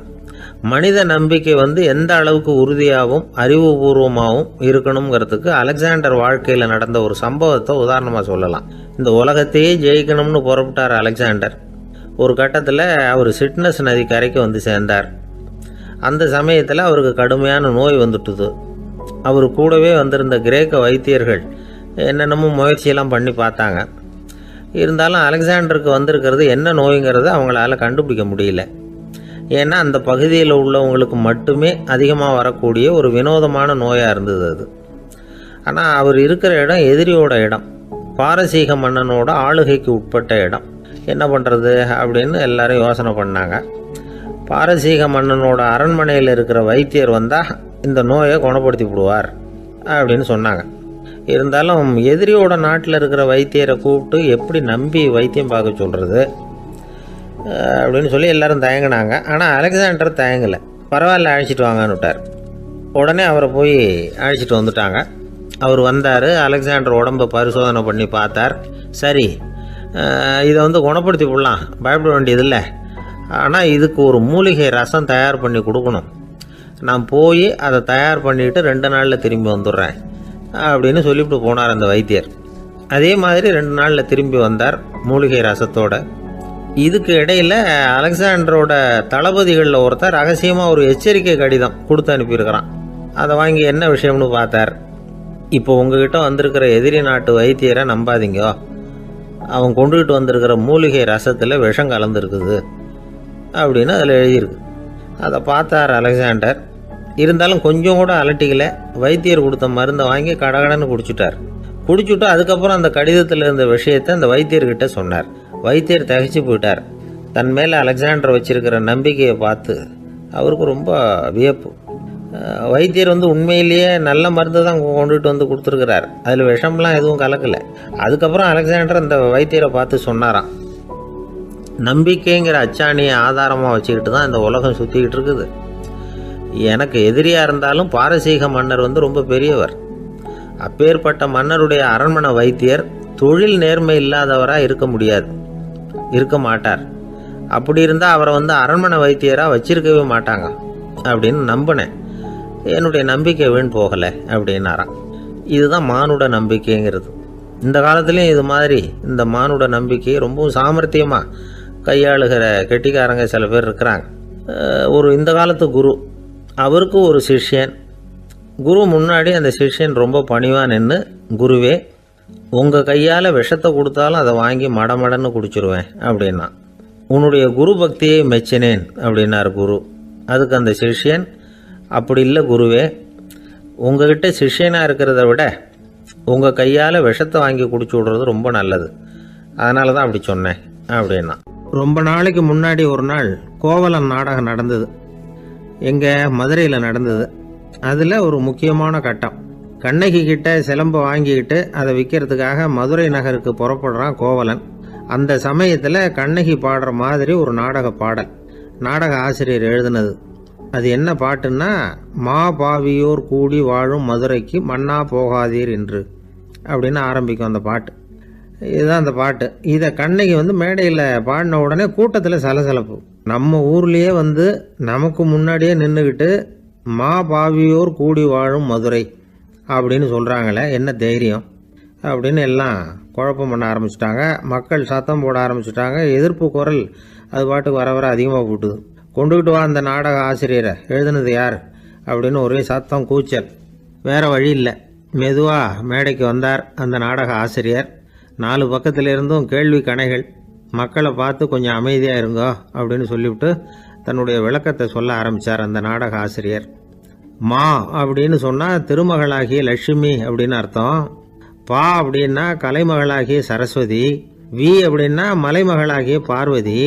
மா பாவியோர் அப்படின்னா திருமகளும் கலைமகளும் மலைமகளும், இவங்க மூவரும் அப்படின்னு அர்த்தம். இந்த 3 பேரும் வாழ்கின்ற மதுரை புனிதம் நிறைந்தது, சகல செல்வங்களும் நிறைஞ்சது.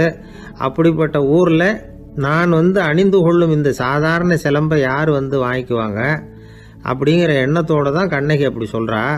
அதை நினச்சி தான் நான் எழுதினேன். ஆகவே மதுரையை ரொம்ப சிரமப்படுத்தணும், ரொம்ப மோசமாக எழுதணும் அப்படிங்கிற எண்ணம்லாம் எனக்கு கிடையாது. பெருமைப்படுத்தணும்னு நினச்சி தான் அப்படி எழுதினேன் அப்படின்னு விளக்கம் கொடுத்தாராம்.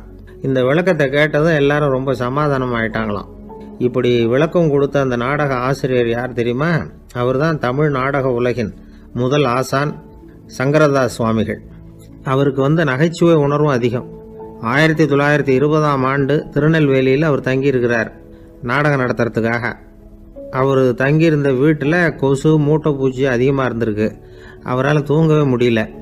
அவர் அனுபவித்த தொல்லைகள் ஒரு பாட்டாக உருவாச்சு. வேடிக்கையாக ஒரு பாட்டு எழுதினாராம். மூட்டையும் கொசுவும் ஒரு வீட்டிலே மீட்டிங் போட்டால் முன்னே நிற்க யாரால் முடியும்? கொசு மோகன ராகம் போல சத்தம் போட்டு முன்னே நின்று செய்திடும் யுத்தம். இதை மறுநாள் நாடகத்தில் கோமாளி வேஷம் போட்ட ஒரு சிறுவனை விட்டு பாட வச்சிருக்காரு. எல்லாரும் சிரித்து ரசித்தாங்களாம். சங்கரதாஸ் சுவாமிகள் கல்யாணமே பண்ணிக்கல, துறவி மாதிரியே வாழ்ந்திருக்கார். தமிழ் நாடக கலைக்கு தன்னையே அர்ப்பணம் பண்ணிக்கிட்டவர் அவர். 1922 நவம்பர் மாதத்தில் ஒரு நாள் புதுச்சேரியில் அவர் வாழ்க்கை முடிஞ்சுது. அப்போ அவருக்கு வயசு 55. சங்கரதாஸ் சுவாமிகள் நாடக ஆசிரியர் மட்டும் இல்லை, மேடை நாடக இயக்குனர், தயாரிப்பாளர். அவரே ஒரு சிறந்த நடிகர். ஒரு தடவை சாவித்திரி நாடகத்தில் இவர் யமதர்மனா வேஷம் போட்டு நடிச்சிருக்கிறார். நாடகம் பார்த்துக்கிட்டு இருந்த கருவுற்ற ஒரு பெண்மணிக்கு பயத்தினால அங்கேயே குழந்தை பிறந்துட்டு தான். அந்த நிகழ்ச்சிக்கு அப்புறம் இவர் இந்த வேஷம் போடுறப்போலாம் ஜனங்களுக்கு முன்கூட்டியே எச்சரிக்கை கொடுக்க ஆரம்பிச்சிருவாராம். அதாவது அப்படி யாராவது பயப்படுறவங்க இருந்தால் கொஞ்சம் கண்ணை மூடிங்க அல்லது எழுந்திரிச்சு போடுங்கன்னு. நடிப்புன்னா அப்படிலாம் இருக்கணும். இந்த காலத்தில் நடிகர் ஒருத்தர் சொன்னார், சார் நான் இந்த நாடகத்தில் நடிக்கிறப்போ முகத்தில் நவரசங்களையும் காட்டி நடித்தேன், உணர்ச்சிகளை எல்லாம் நல்லா காட்டி நடித்தேன். அப்படி இருந்து ஜனங்கள் கல் எடுத்து மேடையில் வீசிவிட்டாங்க சார் அப்படின்னார். நாடகத்தில் உங்களுக்கு என்ன வேஷம் அப்படின்னு கேட்டாங்க. அது செத்து கிடக்கிற பணமாக நடித்தேன் சார் அப்படின்னார். காலை நேரம், கடற்கரை ஓரம், காலை வீசிக்கிட்டு கையை வீசிக்கிட்டு ஏதோ சண்டைக்கு போகிற சிப்பாய் மாதிரி எல்லாரும் நடந்து போயிட்டுருக்குறாங்க. நடைப்பயிற்சி. அதில் நமக்கு தெரிஞ்ச ஒருத்தர் எதிரில் வந்தார் ரொம்ப வேகமாக. என்ன சார் வாக்கிங்க அப்படின்னு கேட்டோம். அவரால் ஆமாம்னு பதில் சொல்ல முடியல. அவ்வளவு கஷ்டம். மூச்சு விடுறதுக்கே வாயை திறந்து மூடிட்டு இருக்கிறார். எங்கே பேசுறது? கொஞ்சம் நின்று நிதானித்து மூச்சு விட்டுட்டு அதுக்கப்புறம் சொன்னார் ஆமாம் அப்படின்னு. என்ன சார் இவ்வளவு வேகம்னோ?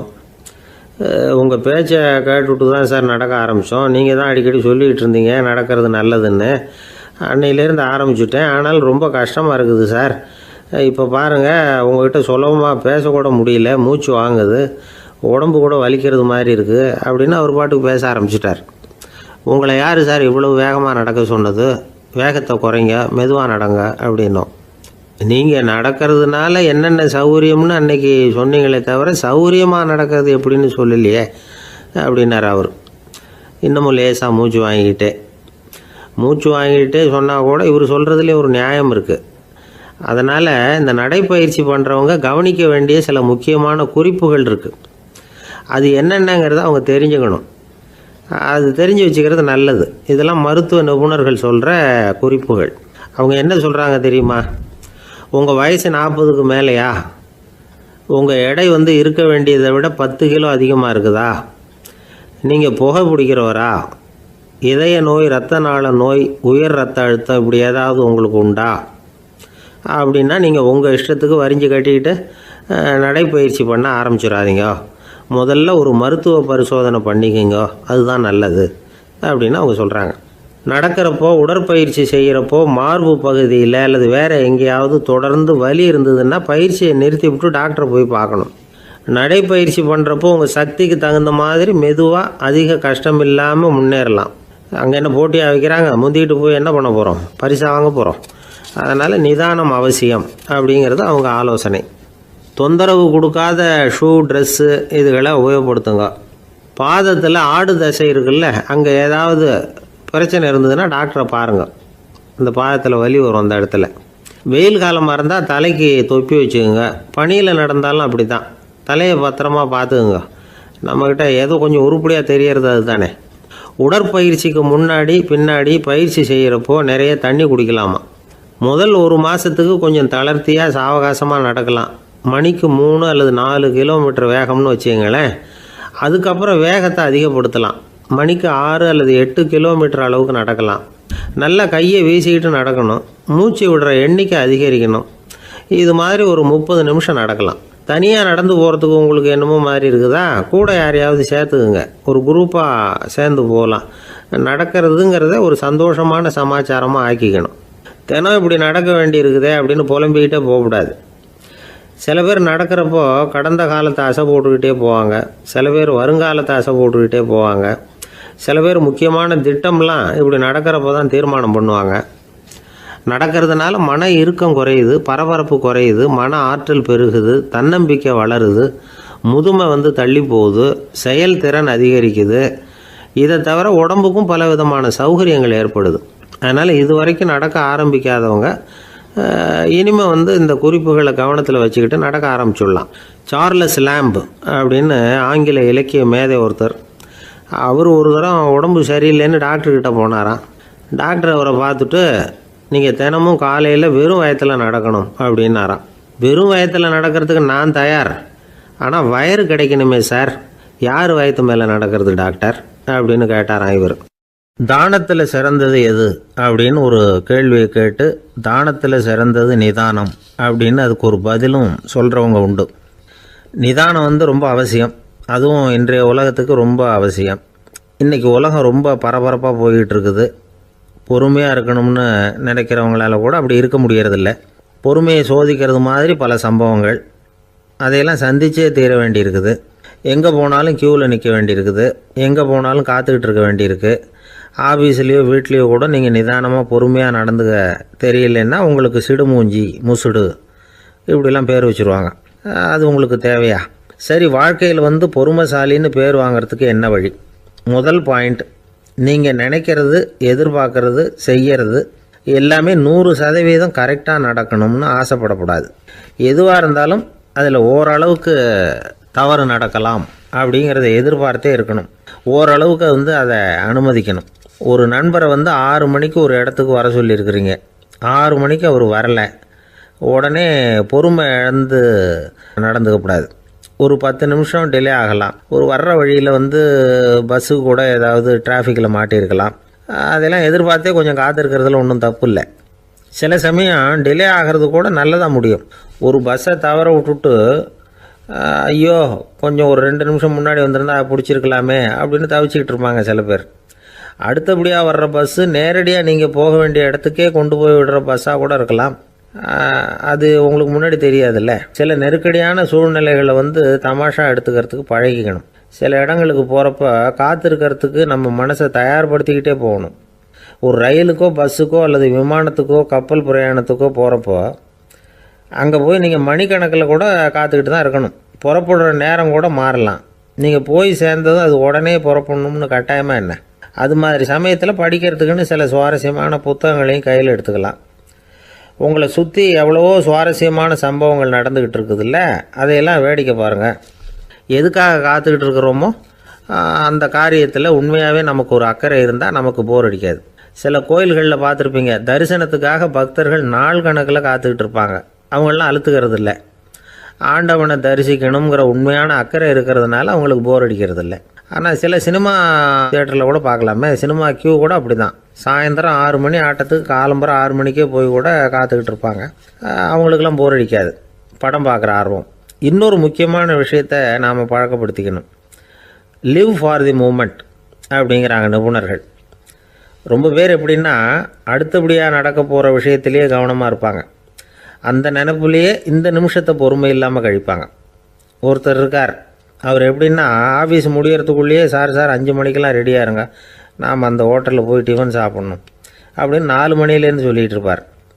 4:55 பரபரப்பாக ஓடி வருவார். 2 பேரும் புறப்படுவோம், ஹோட்டலுக்கு போவோம், சாப்பிட்டுக்கிட்டு இருப்போம்.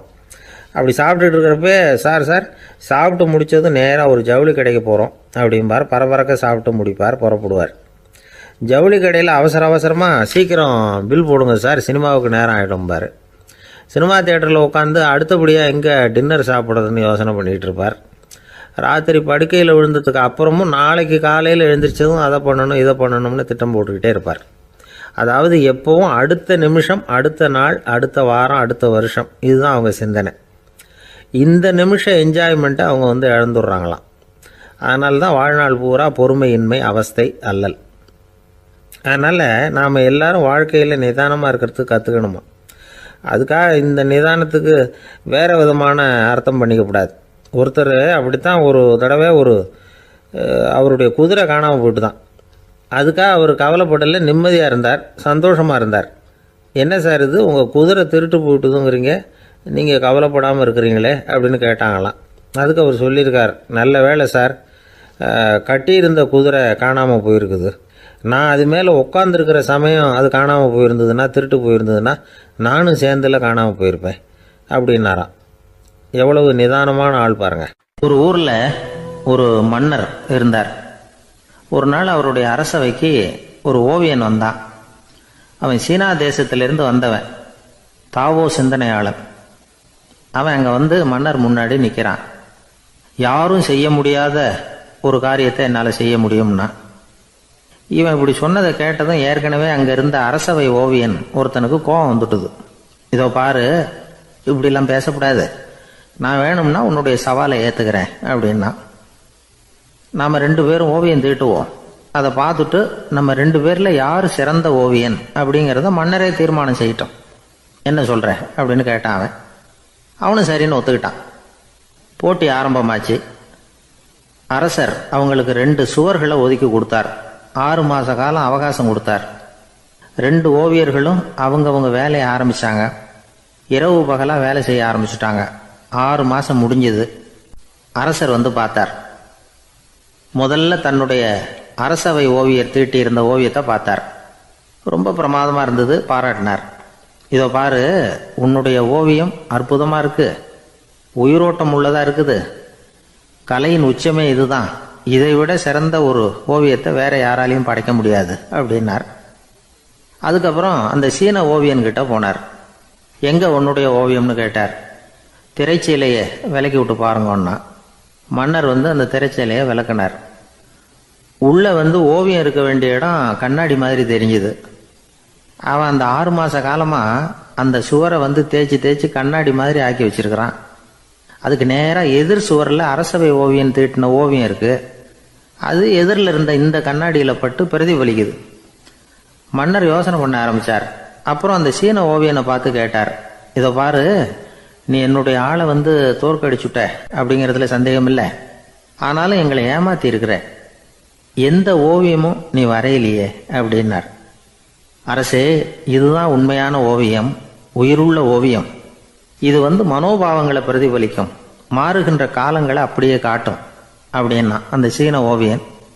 கையால் வரைகிற ஓவியங்களில் சலனம் இல்லை, கண்ணாடி அப்படி கிடையாது, சக்தியின் ஓட்டம் அதில் எப்பவும் இருந்துக்கிட்டே இருக்கும். கண்ணாடி மட்டுமே ஜீவன் உள்ள ஓவியமாக இருக்க முடியுங்கிறத அந்த சீன ஓவியன் தெரிஞ்சு வச்சிருந்தான். ஏன்னா அவன் ஒரு தாவோ சிந்தனையாளன். ஒவ்வொரு குழந்தையும் இந்த கண்ணாடியோடு தான் பிறக்குது. ஆனால் நாம் என்ன செய்கிறோம்னா ஓவியங்களை கண்ணாடி மீது பதிப்பிச்சு விடுறோம். கண்ணாடி நம்மளை பிரதிபலிக்குது. நம்முடைய அழகோ அவலட்சணமோ கண்ணாடியை பாதிக்கிறது இல்லை. ஏன்னா அதுக்கு மனம் கிடையாது. கடந்து போன வினாடியை பற்றி அது சிந்திக்கிறது இல்லை. அடுத்த கணத்தை பற்றின எதிர்பார்ப்பும் அதுகிட்ட கிடையாது. அதுதான் பற்றற்ற நிலை. மனிதனுக்கு தேவைப்படுறது அதுதான். கண்ணாடி கிட்டே இருந்து நாம் கற்றுக்கொள்ள வேண்டிய பாடம் இது. வாழ்க்கையில் மனிதர்களை நேசிக்கலாம், உலகின் அழகையெல்லாம் பிரதிபலிக்கலாம், ஆனால் எதையும் பற்றி கொண்டு விடக்கூடாது அப்படிங்கிறது பெரியவர்கள் அறிவுரை. துயரம்ங்கிறது பற்றுக்களின் சாயை. கண்ணாடி முன்னாடி நிற்கிறப்போவெல்லாம் நமக்கு இந்த ஞாபகம் வரணுமா. ஒரு குடும்ப தலைவர் ஒரு நாள் காலையில் விடிஞ்சு எழுந்திரிச்சதும் சத்தம் போட்டார். யார் இந்த கருங்குரங்கு படத்தை என் ரூமில் கொண்டாந்து மாட்டி வச்சது அப்படின்னு கத்தினார். சமையல் கட்டிலிருந்து மனைவி பதில் சொன்னாங்க, தூக்க கலக்கத்தில் உளராதிங்க, நல்லா பாருங்க, அது படம் கிடையாது, முகம் பார்க்குற கண்ணாடி அப்படின்னாங்க. ஒரு குரு, இளம் சீடர்கள் எதிரில் உட்காந்துருக்கிறாங்க. குரு பாடம் நடத்திக்கிட்டு இருக்கிறார். சீடர்களுக்கு ஒரு ஆசை, அதாவது ஒரு முக்கியமான மந்திரத்தை நம்ம குருநாதர்கிட்ட இருந்து கற்றுக்கணும் அப்படிங்கிறது அவங்க ஆசை. அது என்ன மந்திரம்னா, இறந்தவரை உயிர்ப்பிக்கக்கூடிய புனித மந்திரம், அதாவது செத்தவங்களுக்கு மீண்டும் உயிர் உண்டாக்குகிற மந்திரம். குருவே, தயவு பண்ணி அந்த மந்திரத்தை எங்களுக்கு உபதேசிக்கணும் அப்படின்னு கேட்டாங்க. அது ரொம்ப ஆபத்தானது, அது என்னத்துக்கு உங்களுக்கு வேண்டாமேன்னாராம் குரு. எங்களுடைய நம்பிக்கை உறுதிப்படுறதுக்காகத்தான் கேட்குறோம், வேற ஒன்றும் இல்லை அப்படின்னாங்களாம் சீடர்கள். பக்குவப்படாத அறிவுங்கிறது ரொம்ப ஆபத்தானது அப்படின்னாராம் குரு. இது சீடர்களுக்கு புரியல. அது எப்படிங்க பக்குவப்படாத அறிவு ஆபத்தானதுன்னு சொல்றீங்க, அப்படின்னா என்ன அப்படின்னு கேட்டிருக்காங்க சீடர்கள். குரு அதுக்கு விளக்கம் கொடுத்தாராம். அந்த மந்திரத்தை எப்போ பயன்படுத்தணுங்கிறது முக்கியம். அதை அறியக்கூடிய ஞானம் ஏற்படுகிற வரைக்கும் அதை தெரிஞ்சுக்காம இருக்கிறது தான் நல்லது, இல்லைன்னா ஆபத்துன்னாராம். ஆனால் அந்த சீடர்கள் அதை கேட்குற மாதிரி இல்லை, ரொம்ப பிடிவாதம் பண்ண ஆரம்பிச்சுட்டாங்க. சரி வாங்க சொல்கிறேன்னார் குரு. எல்லாரும் வந்தாங்க.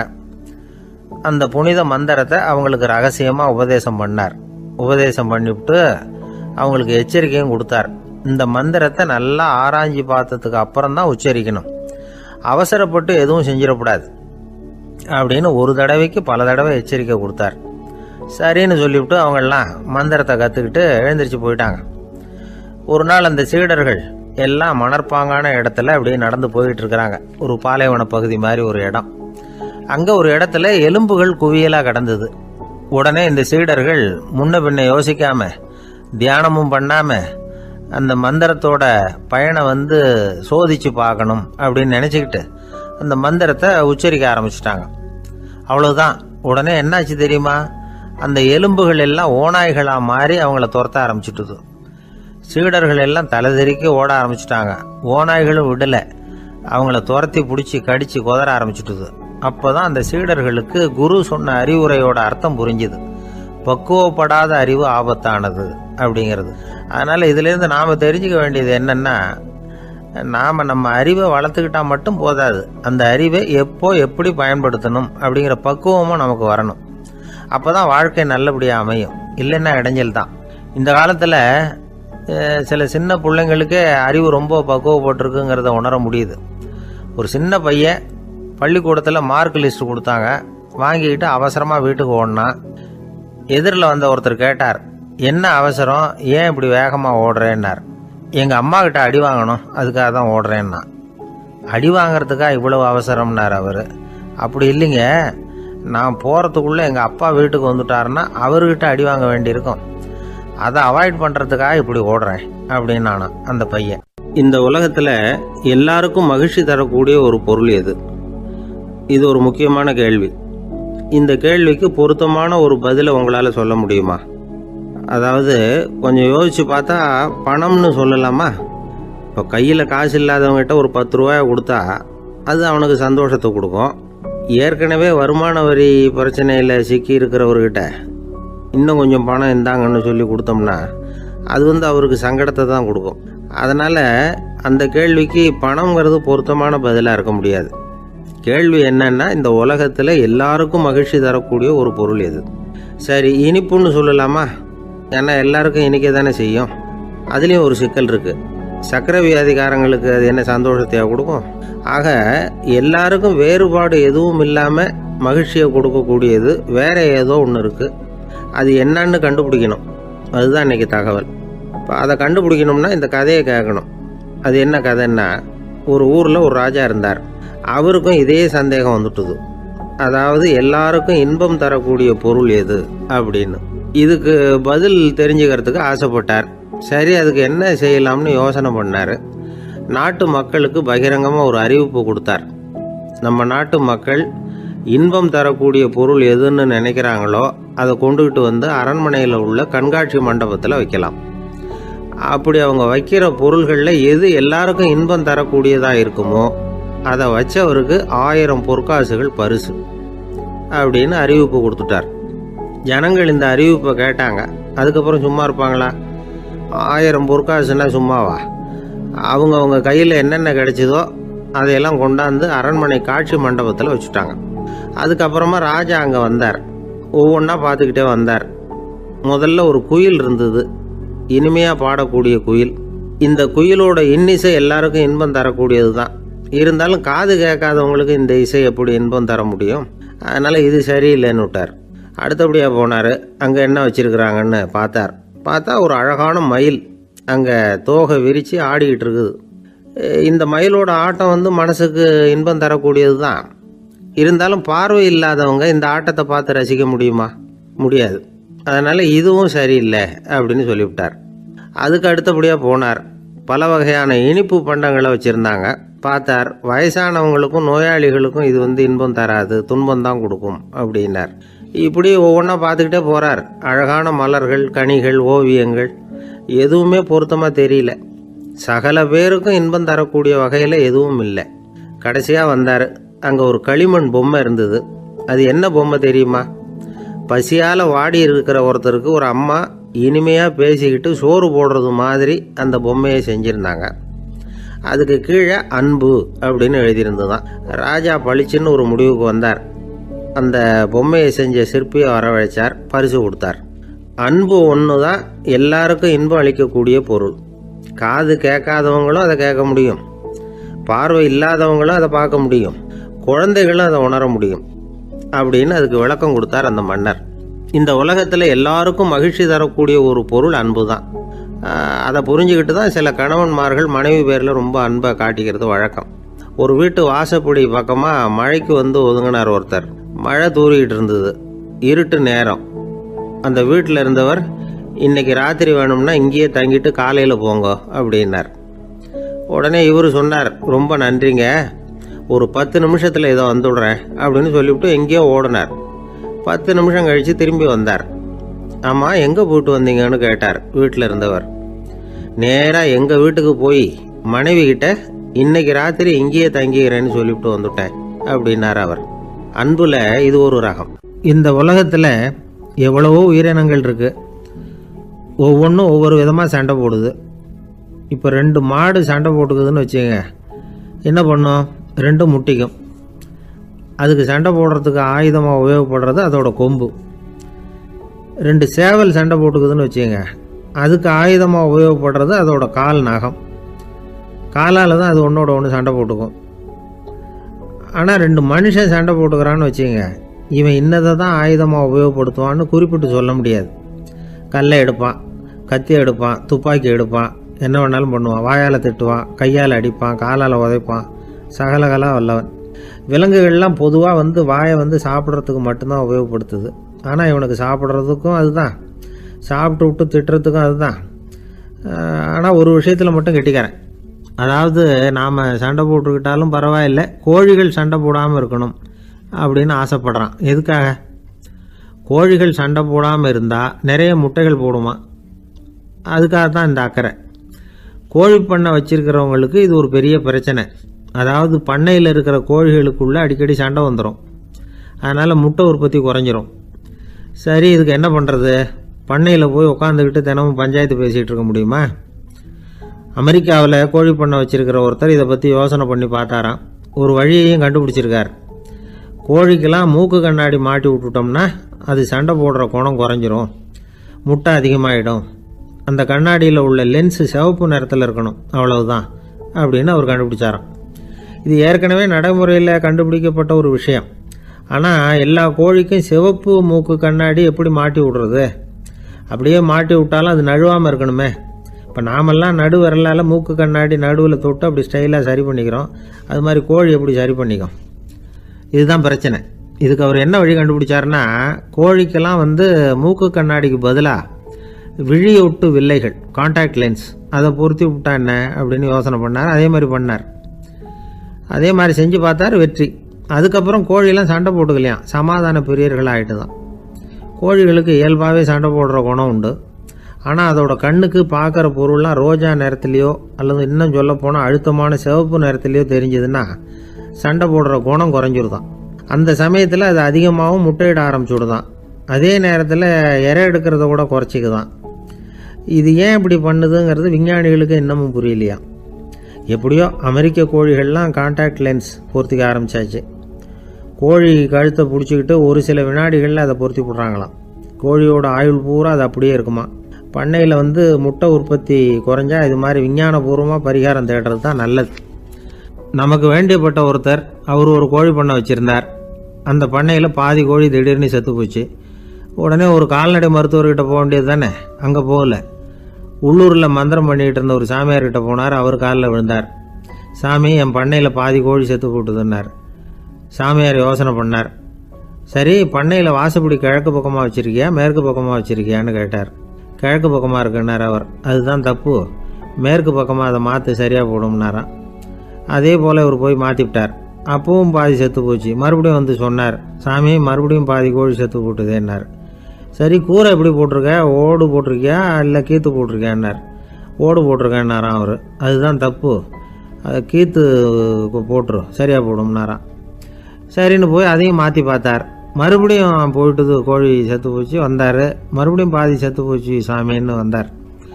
இவரும் யோசனையை மாற்றி மாற்றி சொல்லிகிட்டே இருக்கிறார். இப்படி அவரும் மாற்றி மாற்றி பார்த்தார். 6வது தடவையாக அவரை தேடிட்டு வந்தார். அந்த சமயத்தில் இவர் ரொம்ப தீவிரமாக யோசனை பண்ணி பார்த்துட்டு, அது சரிப்பா, நீயே என்கிட்ட சளைக்காமல் வந்துக்கிட்டு இருக்கிற, நானும் யோசனை சொல்லிகிட்டு இருக்கேன். இப்போவும் உங்ககிட்ட சொல்கிறதுக்கு என்கிட்ட யோசனை நிறையா இருக்குது. ஆனால் சோதிக்கிறதுக்கு உங்ககிட்ட கோழி இல்லையே, என்ன பண்ணுறது அப்படின்னாராம். இவர் வந்து போய்கிட்டு இருந்தார். அவர் தோளில் ஒரு பெரிய துணி மூட்டை, அதை சுமந்துக்கிட்டு கடத்தெருவை நோக்கி அவர் போய்கிட்டு இருக்கிறார். வழியில் அவரை சந்தித்தார் உமர். அவர் கேட்டார், கலீஃபா அவர்களே, எங்கே புறப்பட்டுட்டீங்க அப்படின்னு கேட்டார். கலீஃபான்னா ஆட்சித்தலைவர்னு அர்த்தம். இதுக்கு அவர் சொன்னார், நான் துணி வணிகம் செய்கிறவன், அதனால் துணி வியாபாரம் செய்கிறதுக்காக போயிட்டுருக்கிறேன்னார். நீங்கள் இப்போ இந்த நாட்டுக்கு ஆட்சித்தலைவர், ஆட்சி பொறுப்பில் இருக்கிறீங்க. நீங்கள் வியாபாரம் செய்ய போட்டால் அரசு பணிகளை செய்கிறது யார் அப்படின்னு கேட்டார் அவர். நான் அரசு பணிகளை மட்டுமே செஞ்சுக்கிட்டு இருந்தா என் குடும்பத்தை காப்பாற்றுறது யார் அப்படின்னு கேட்டார் அவர். இப்படி கேட்டவர் யார் தெரியுமா? அவர் தான் அபூபக்கர், இறை தூதர் முகமது அவர்களுக்கு பிறகு கலீஃபாவாக தேர்ந்தெடுக்கப்பட்டவர். அப்போலாம் ஆட்சி தலைவர்களுக்கு சம்பளம்னு எதுவும் கிடையாது. இந்த பிரச்சனையை எப்படி தீர்க்கிறதுன்னு யோசனை பண்ணார் உமர். அபு உபைதா அவர்கள்கிட்ட அழைச்சிட்டு போனார். அவர் யாருன்னா, அவர் தான் பொது நிதி கருவூலத்தின் பொறுப்பாளர். அவர்கிட்ட பிரச்சனையை சொன்னார். இது மாதிரி ஆட்சி தலைவருக்கு பொது நிதியிலிருந்து ஊதியம் அளிக்க முடியுமான்னு கேட்டார். பொது நிதி விதிகளின்படி அதுக்கு சாத்தியம் இல்லைன்னு சொல்லிவிட்டார் அவர். சரி, வேற ஏதாவது வழி இருக்குதான்னு கேட்டார் உமர். அபு உபைதா கொஞ்சம் யோசனை பண்ணி பார்த்தார். அப்புறமா சொன்னார், மக்காவிலிருந்து மதீனாவுக்கு குடிபெயர்ந்து வந்த அகதிகளுக்கு நிதி உதவி அளிக்கிறதுக்கு விதிகளில் இடம் இருக்கு. அப்படி பார்த்தா அபூபக்கரும் அகதி தானே, அதனால எல்லா அகதிகளுக்கும் கொடுக்கறது மாதிரியே அவருக்கும் ஒரு தொகை அளிக்கலாம்னார். கலீஃபா அபூபக்கருக்கு இந்த அகதி உதவி தொகையைத்தான் கொடுத்துட்டு வந்தாங்களாம். குடும்ப செலவுக்கு அது போதுமானதாக இல்லை. இருந்தாலும் கலீஃபாங்கிறதுக்காக மற்ற அகதிகளை விட அதிகமாக தொகையை பெற அவர் விரும்பலை. மார்பு பக்கம் கிழிஞ்சிருந்த ஒரு மேலாடையை தான் அவர் அணிஞ்சிருந்தார். அவருடைய துணைவியார் அஸ்மா, அவங்க ஒரு நாள் தேன் அருந்த ஆசையாக இருக்குன்னாங்களாம். நமக்கு கிடைக்கிற ஊதியம் குடும்ப செலவுக்கே போதுமானதா இல்லையே, இந்த நிலையில் தேன் வாங்கிறதுக்கு காசுக்கு நான் எங்கே போவேன்ருக்கார் அவர். கொஞ்ச நாள் கழித்து அவங்க ஒரு தொகையை அவர்கிட்ட கொடுத்து தேன் வாங்கிட்டு வர சொன்னாங்களாம். இவருக்கு ஆச்சரியம், ஏது இந்த பணம்னு கேட்டிருக்காரு. நீங்கள் தினமும் குடும்ப செலவுக்காக கொடுத்துக்கிட்டு வந்த பணத்தில் கொஞ்சம் கொஞ்சமாக மிச்சப்படுத்தி வச்சேன்னாங்களாம். அபூபக்கர் அந்த பணத்தை எடுத்துக்கிட்டு நேராக பொது நிதி கருவூல பொறுப்பாளர்கிட்ட போனார். இந்த பணத்தை பொது நிதியில் சேர்த்துருங்க, இது அதிகப்படியாக எனக்கு தரப்பட்டு வந்த ஊதியம், அடுத்த மாதத்துலேருந்து இந்த தொகையை குறைச்சிங்கன்னு வேற சொல்லிவிட்டாராம். பசியை தணிக்க தேவையான அளவு உணவு, ஒரு ஜோடி உடை, இதை தவிர கூடுதலாக மக்கள் பொது நிதியிலிருந்து வாங்கிக்கிறதுக்கு என் குடும்பத்தாருக்கு உரிமை இல்லை அப்படின்னு சொல்லி கண்டிப்பாக சொல்லிவிட்டாராம். அவர் வாங்கிட்டு வந்த இந்த குறைந்த ஊதியம் கூட அவர் மனசை உறுத்திக்கிட்டே இருந்தது. கடைசி நேரம் அவர் தம்முடைய மகள் ஆயிஷா அவர்களை அழைச்சார். மகளே, இதுவரைக்கும் பொது நிதியிலிருந்து நான் வாங்கிட்டு வந்த தொகை என்னுடைய இதயத்தில் பாரமாக அழுத்திக்கிட்டு இருக்கு. என் தோட்டத்தை விற்று அதில் வர்ற பணத்திலிருந்து நான் இதுவரைக்கும் வாங்கிட்டு வந்த ஊதிய தொகையை கணக்கு போட்டு பொது நிதியில் சேர்த்துடு அப்படின்னாராம். பதவி ஏற்கிறதுக்கு முன்னாடி தன்கிட்ட இருந்ததை விட இப்போ கூடுதலாக என்ன சொத்து இருக்குன்னு பார்த்துருக்கார். ஒரு ஒட்டகம், ஒரு கோப்பை, ஒரு பணியாள். இதையும் அடுத்தபடியாக கலீஃபாவா வர்றவர்கிட்ட ஒப்படைச்சிருங்க அப்படின்னு விட்டாராம். அதே மாதிரி அடுத்து வந்த உமர்கிட்ட ஒப்படைச்சாங்க. அப்போ உமர் சொன்னாராம், அபூபக்கரே, இந்த முன்மாதிரியால் உங்களுக்கு பிறகு இந்த ஆட்சி பொறுப்பை ஏற்கிறவர்களை பெரும் நெருக்கடிக்கு ஆளாகி விட்டீங்க அப்படின்னு சொல்லி ரொம்ப கண் கலங்கினாராம். கடைசியாக அபூபக்கர் தன்னுடைய குடும்பத்தாருக்கு விட்டு சென்ற சொத்து ஒரு படுக்கை விரிப்பு, ஒரு போர்வை, அவ்வளவுதான். இது சிந்திக்க வேண்டிய ஒரு செய்தி. ஒரு ஊரில் ஒரு மன்னர் இருந்தாராம். அமைச்சர் அவர்கிட்ட சொன்னாராம், மன்னா, நம்ம ராஜ்யத்தில் இனிமே லஞ்ச ஊழலே இருக்காதுன்னாராம். ஆஹா, அப்படின்னா ஊழல் பேர் வழிகளையெல்லாம் நாடு கடத்தியாச்சா அப்படின்னு கேட்டிருக்காரு மன்னர். இதுக்கு அவர், அப்படி இல்லைங்க, இனிமே கொடுக்கறதுக்கு ஜனங்கள்கிட்ட பணமே இல்லை அப்படின்னாராம். ஒரு நண்பர் இருக்கார். எப்போ பார்த்தாலும் கையில் ஒரு புத்தகம் இருக்கும். புத்தகம் இல்லாமல் எங்கேயும் புறப்பட மாட்டார். எதுக்காக இப்படி எடுத்துகிட்டு போகிறீங்க அப்படின்னு கேட்டால், எனக்கு இது ஒரு நல்ல நண்பன் மாதிரி, இந்த காலத்தில் எங்கே போனாலும் காத்திருக்க வேண்டியிருக்கு, அது மாதிரி சமயத்தில் நான் நண்பன் கூட பேசிக்கிட்டு இருப்பேன் அப்படிம்பாரான். ஒருத்தர் ஒரு பெரிய அரச பதவியில் இருந்தார். அவர் பதவியிலேருந்து இறங்க வேண்டிய சூழ்நிலை. அரசு கொடுத்துருந்த வீட்டை விட்டுட்டு வெளியில் வர்றார். வரும்பொழுது 2 கையிலையும் 2 பெட்டியை எடுத்துகிட்டு வந்தாராம். சார், உங்களுடைய உடைமைகள் அப்படின்னு கேட்குறாங்க அங்கே இருந்த ஊழியர்கள். இவர் தன்னுடைய கையில் இருக்கிற பெட்டியை காட்டி, இதுதான் என்னுடைய சொத்து அப்படின்னாராம். ஒரு பெட்டியில் அவருடைய உடைகள், இன்னொரு பெட்டியில் அவர் விரும்பி படிக்கிற புத்தகங்கள், அவ்வளவுதான். இதுதான் இருந்துதான். புத்தகம் படிக்கிறது மனசுக்கு நல்லதுங்கிறது நமக்கு தெரியும். புத்தக வாசிப்பு உடம்புக்கும் நல்லதுங்கிறாங்க. அது நமக்கு ஆச்சரியமாக தான் இருக்குது. ஒரு நபர் ஒரு வருஷத்தில் சராசரியாக 2000 பக்கங்களை படிச்சிருக்கணுமா, யுனெஸ்கோ பரிந்துரை. ஆனால் நம்ம நாட்டில் நாம் சராசரியாக படிக்கிறது 32 பக்கங்கள், அவ்வளவுதான். இவ்வளவுக்கு நம்ம நாட்டில் 6000த்துக்கும் மேற்பட்ட நாளேடுகள், 2000த்துக்கும் மேற்பட்ட இதழ்கள், மலர்கள், இவ்வளவு இருந்தும் சரியாக வரல. இந்த உலகத்தில் முதல் நூலகம் எங்கே எப்போ ஆரம்பமாச்சு தெரியுமா? கிமு 2500 ஆண்டில் அது ஆரம்பமாயிருக்குது.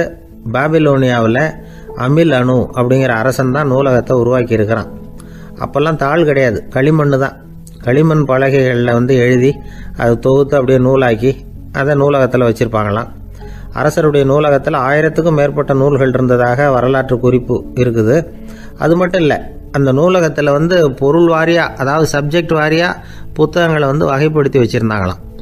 அதில் மிச்சம் இருந்த ஒரு 25 களிமண் பலகை புத்தகங்கள் இன்றைக்கும் பிரிட்டிஷ் அருங்காட்சியகத்தில் இருக்குதான். அச்சு, தாள் இதெல்லாம் ஏற்பட்டதுக்கு அப்புறம் அமைக்கப்பட்டது தான் பிரான்சில் இருக்கக்கூடிய பாரிஸ் நூலகம். 1480 பிரெஞ்சு மன்னர் 11ஆம் லூயி இந்த நூலகத்தை அமைச்சாராம். ஆனால் அப்போல்லாம் அரசர்கள் மட்டும்தான் நூலகத்தை பயன்படுத்த முடியுமா.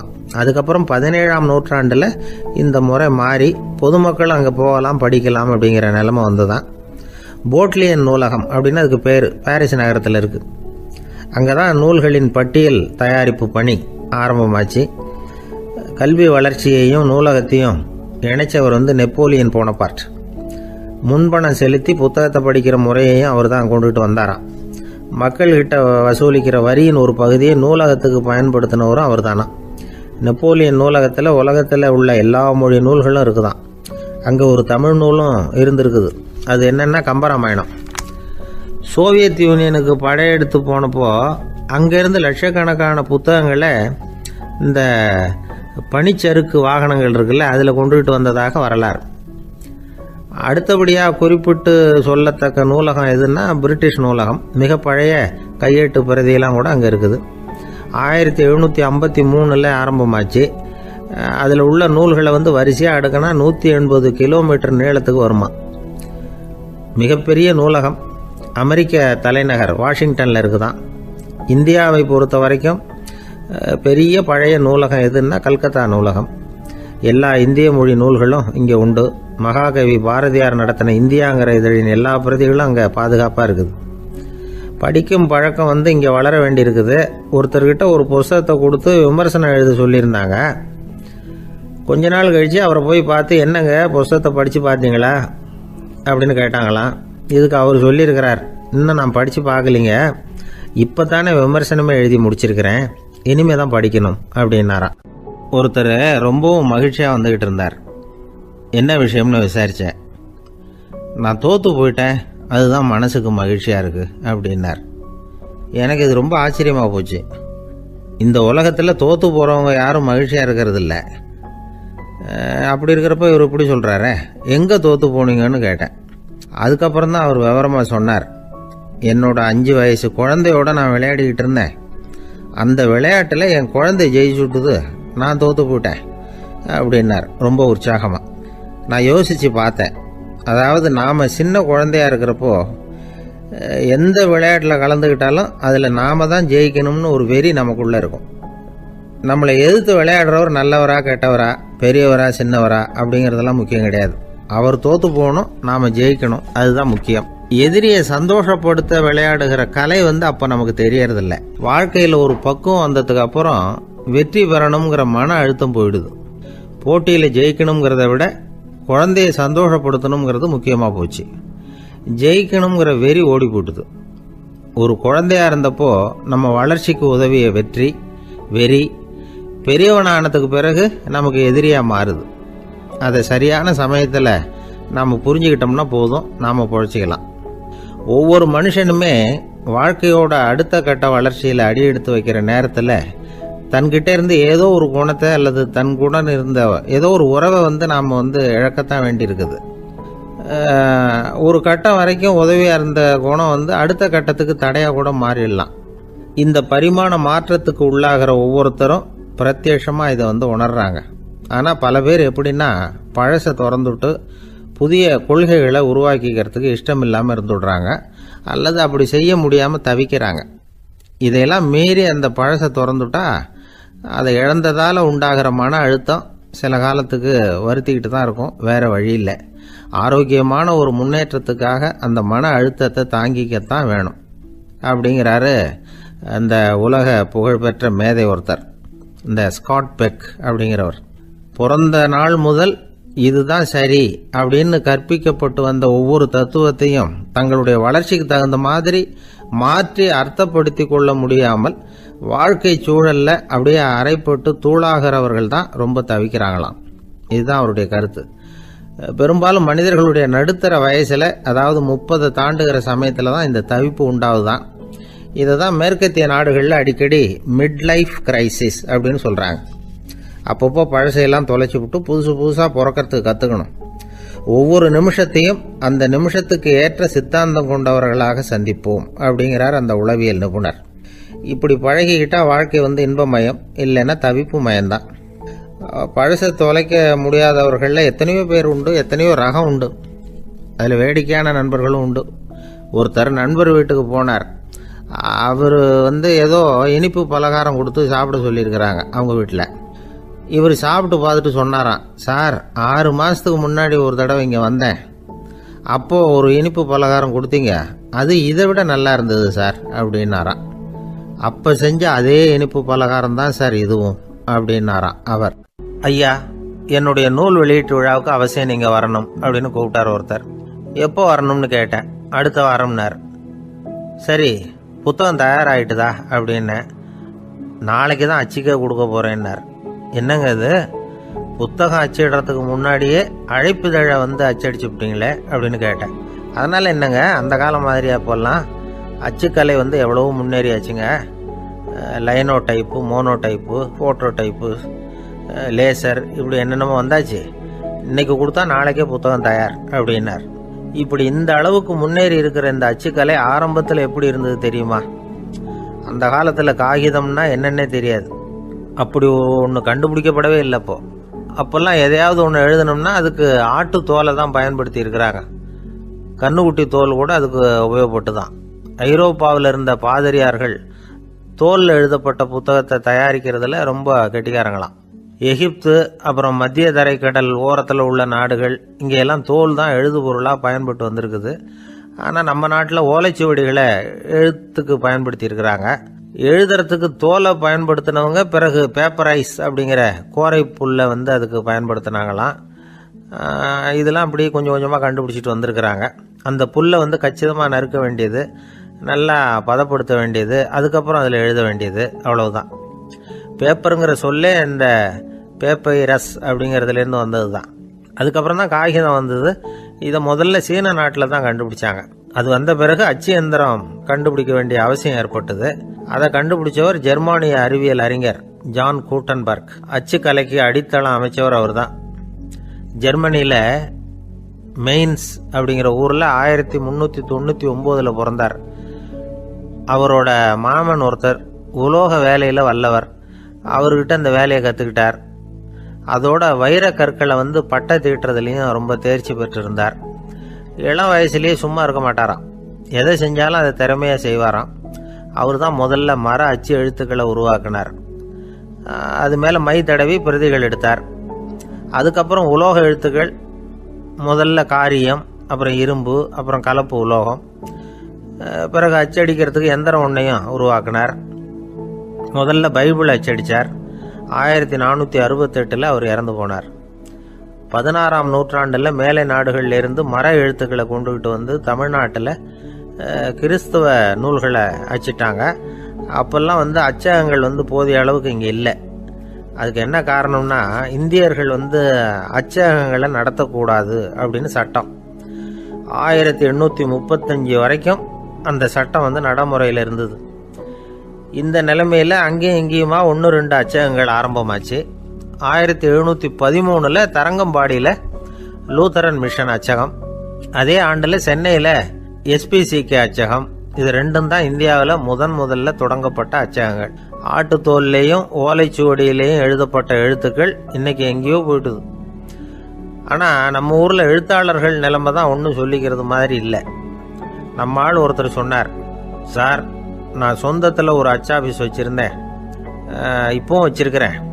அதனால் என்னுடைய படைப்புகளை புத்தகமாக வெளியிடுறதுல எனக்கு ஒன்றும் கஷ்டம் இல்லை. வருஷத்துக்கு ஒரு புத்தகம் எழுதி வெளியிட்டுருவேன். 15 வருஷமாக இலக்கிய உலகத்துக்கு இப்படி சேவை செஞ்சுக்கிட்டு வர்றேன். ஆனால் இந்த வருஷம்தான் வாசகர்கள் எனக்கு பாராட்டு விழா நடத்தி இருக்கிறாங்க அப்படின்னார். இந்த வருஷம் அப்படி என்ன விசேஷம் அப்படின்னு கேட்டோம். இந்த வருஷம்தான் நான் எந்த புத்தகம் எழுதி வெளியிடாமல் இருந்தேன், அதுக்காகத்தான் எனக்கு இந்த பாராட்டு விழா அப்படின்னார். ஊருக்கு வெளியில் அமைதியான ஒரு இடம், அங்கே ஒரு ஆசிரமம், அங்கே ஒரு சாமியார். அவர் தினமும் நல்ல போதனைகள்லாம் செய்வார். பல பேர் போய் அங்கேயே சில நாள் தங்கி இருந்து அவர் சொல்கிற அறிவுரைகளை எல்லாம் கேட்டுக்கிட்டு வர்றது வழக்கம். ஒரு தடவை அவரை பார்த்துட்டு போகிறதுக்காக 3 வெளியூர் தம்பதிகள் வந்தாங்களாம். அந்த மடத்திலேயே சாப்பிட்டுக்கிட்டு தங்கி இருந்து அவங்களுடைய போதனைகளை கேட்டுக்கிட்டு போகணுங்கிறது அவங்க நோக்கம். காலையில் குளிச்சுட்டு பூஜையில் உட்காந்தார் அந்த சுவாமி. இவங்களும் குளிச்சுட்டு அந்த பூஜையை பார்க்கறதுக்காக அவர் முன்னாடி உட்காந்தாங்க. பூஜை ஆரம்பமாச்சு. சம்பிரதாயப்படி அது ரொம்ப நேரம் நடந்துக்கிட்டே இருக்குது. இவங்களுக்கு நல்ல பசி இருந்தாலும் இந்த நேரத்தில் அதை எப்படி வெளியில் காட்டிக்கிறது? பேசாமல் இருந்தாங்க. அந்த சுவாமி பூஜையை முடித்தார். அதுக்கப்புறம் பேச ஆரம்பித்தார். பேச்சு அருமையாக தான் இருந்தது, அமிர்தமாக தான் இருந்தது. இருந்தாலும் இவங்களுக்கு இருக்கிற வயிற்று பசி அது சரியாக கவனிக்க விடலை. அந்த சுவாமியே இதை கவனிச்சதா தெரியல. இவங்களுக்கு மனசுக்குள்ள ஒரு எண்ணம், உள்ளே சாப்பாடு தயாராகிட்டு இருக்கும் போல இருக்கு, இந்த பேச்சு முடிஞ்சது நம்மளை உள்ளே அழைச்சிட்டு போய் சாப்பாடு போடுவாங்கன்னு நினைக்கிறோம் அப்படின்னு இவங்களாம் நினச்சிக்கிட்டாங்க. ஆனால் சுவாமி இதை பற்றி எதுவுமே பேசலை, கண்டுக்கலை. ஒரு அம்மாவால் அதுக்கு மேலே சும்மா இருக்க முடியுமா? முடியல. சாப்பாட்டை கவனிக்கலாமா அப்படின்னு சொல்லி மெதுவாக ஆரம்பித்தாங்க. கவனிக்கலாமே அப்படின்னு உள்ளே அழைச்சிட்டு போனார் சுவாமி. இவங்க ரொம்ப அவசரமாக எழுந்திருச்சு உள்ளே ஓடினாங்க. அங்கே ஒரு மேஜை மேலே ஒரு கிண்ணம் மூடி இருந்தது. இதுதான் சாப்பாட்டு மேஜை போல இருக்கு, இங்கே சாப்பாடு வந்துடும் அப்படின்னு நினச்சாங்க. உடனே போய் சுற்றி உக்காந்துக்கிட்டாங்க. சுவாமி அந்த கிண்ணத்தை எடுத்து அந்த அம்மா கிட்ட கொடுத்தார். அவங்க அதை வாங்கி மூடியை திறந்து பார்க்குறாங்க. உள்ளே ஒரு சாவி இருக்குது.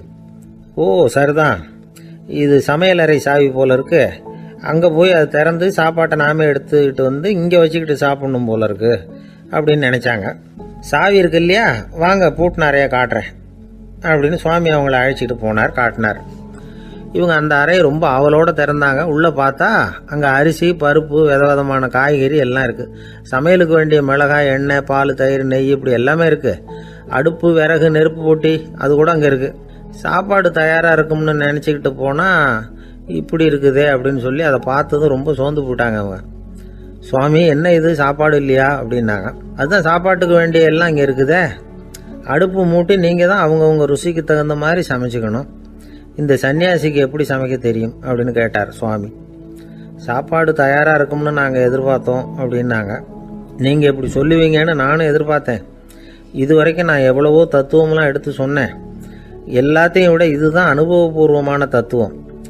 ஆண்டவன் நமக்கு நல்ல மனசை கொடுத்துருக்குறான், நல்ல வாய்ப்புகளையும் தந்திருக்கிறான், அதையெல்லாம் பயன்படுத்திக்கக்கூடிய மூளையையும் சிந்தனையையும் கொடுத்துருக்குறான். அதனால் அடுப்பை தான் நீங்கள் மூட்டணும். அடுப்பை நீங்கள் தான் மூட்டணும்.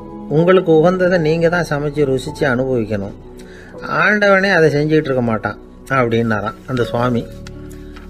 நம்முடைய வாழ்க்கையில் பல நல்ல பலன்களை பெறறதுக்கு நாம் தான் முயற்சி பண்ணணும். அதுக்குரிய சூழ்நிலையை தான் ஆண்டவன் கொடுப்பானே தவிர அதை விளக்கறதுக்காக தான் அந்த சுவாமி அப்படி செஞ்சு காட்டியிருக்கிறார். இது ஒரு பெரியவர் இப்படி ஒரு விளக்கம் கொடுத்தார். அதுக்கப்புறம் அந்த 3 தம்பதிகளும் தெளிவடைஞ்சுட்டாங்களாம். நாம் தெளிவடைகிறது எப்போங்கிறது தான் தெரியல அப்படின்னு பல பேர் இதை கேட்டுட்டு சொல்லிகிட்டு இருக்கிறாங்க. இந்த கதையை நம்முடைய நண்பர் ஒருத்தர்கிட்ட சொன்னேன். அந்த நண்பர் ரொம்ப சந்தோஷப்பட்டார். நீங்கள் சொல்கிறது கரெக்டு சார், ஆனால் நான் அதை விட ஒரு படி மேலே சார். எனக்கெல்லாம் அரிசி பருப்பு இருக்கிற ரூம் எதுன்னு கையை காட்டிட்டா போதும். உடனே கிண்ணத்துலேருந்து சாவியை எடுத்து கொடுக்கணுங்கிற அவசியம்லாம் இல்லை எனக்கு. அப்புறம் எப்படி ரூமை திறந்துருவீங்க அப்படின்னு கேட்டேன். பூட்டை உடச்சி திறந்துருவேன், அதுதான் எனக்கு பழக்கம் அப்படிங்கிறார். ஒரு காலத்தில் பிரஷ்யா அப்படின்னு ஒரு தேசம் இருந்தது. இப்போ ஜெர்மனி இருக்குல்ல, இதோட பெரும்பகுதி ஒரு காலத்தில் பிரஷ்யாங்கிற பேரில் இருந்தது. அப்போ அதுக்கு அரசராக இருந்தவர் மகா ஃப்ரெடரிக், அதாவது ஃப்ரெடரிக் தி கிரேட் அப்படின்னு சொல்லுவாங்க. அந்த ராஜாவுக்கு ஒரு சந்தேகம். நாம் பல வகையான வரிகளை விதித்து வசூல் பண்ணுறோம், அப்படி பண்ணி வருமானம் குறைஞ்சிக்கிட்டே போகுதே, இதுக்கு என்ன காரணமாக இருக்கும்? இதுதான் அவருக்கு ஏற்பட்ட சந்தேகம். ஒரு சமயம் அந்த அரசர் தம்முடைய அமைச்சர்களையும் பிரபுக்களையும் தளபதிகளையும் கூப்பிட்டு ஒரு விருந்து வச்சார். விருந்து முடிஞ்சதும் அவங்கள பார்த்து இந்த சந்தேகத்தை கேட்டார்.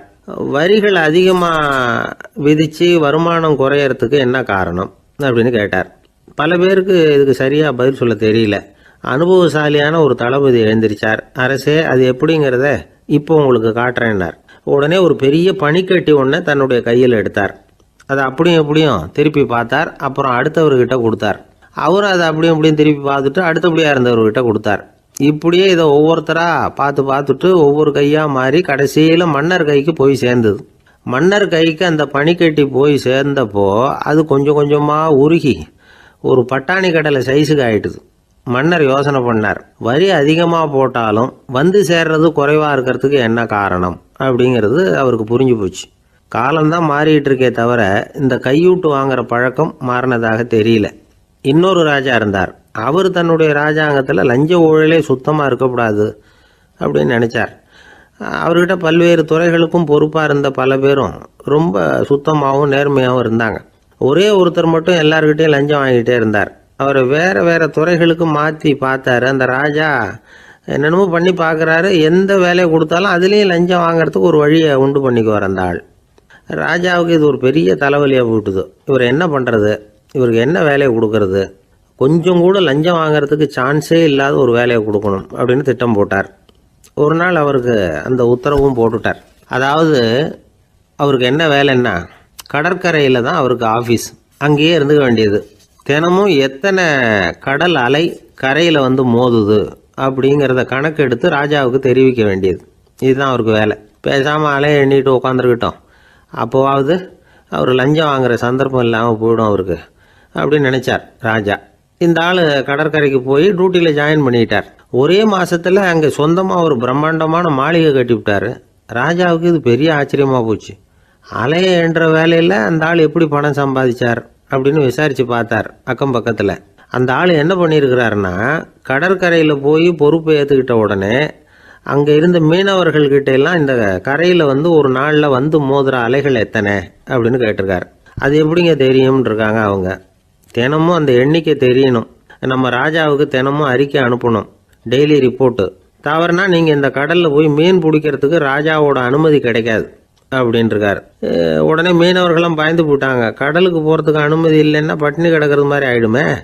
மெதுவாக அந்த ஆளுகிட்ட போனாங்க. காதோட காதாக சொன்னாங்க, ஐயா, எங்களால் வந்து கடல் அலையை வந்து எண்ண முடியாது.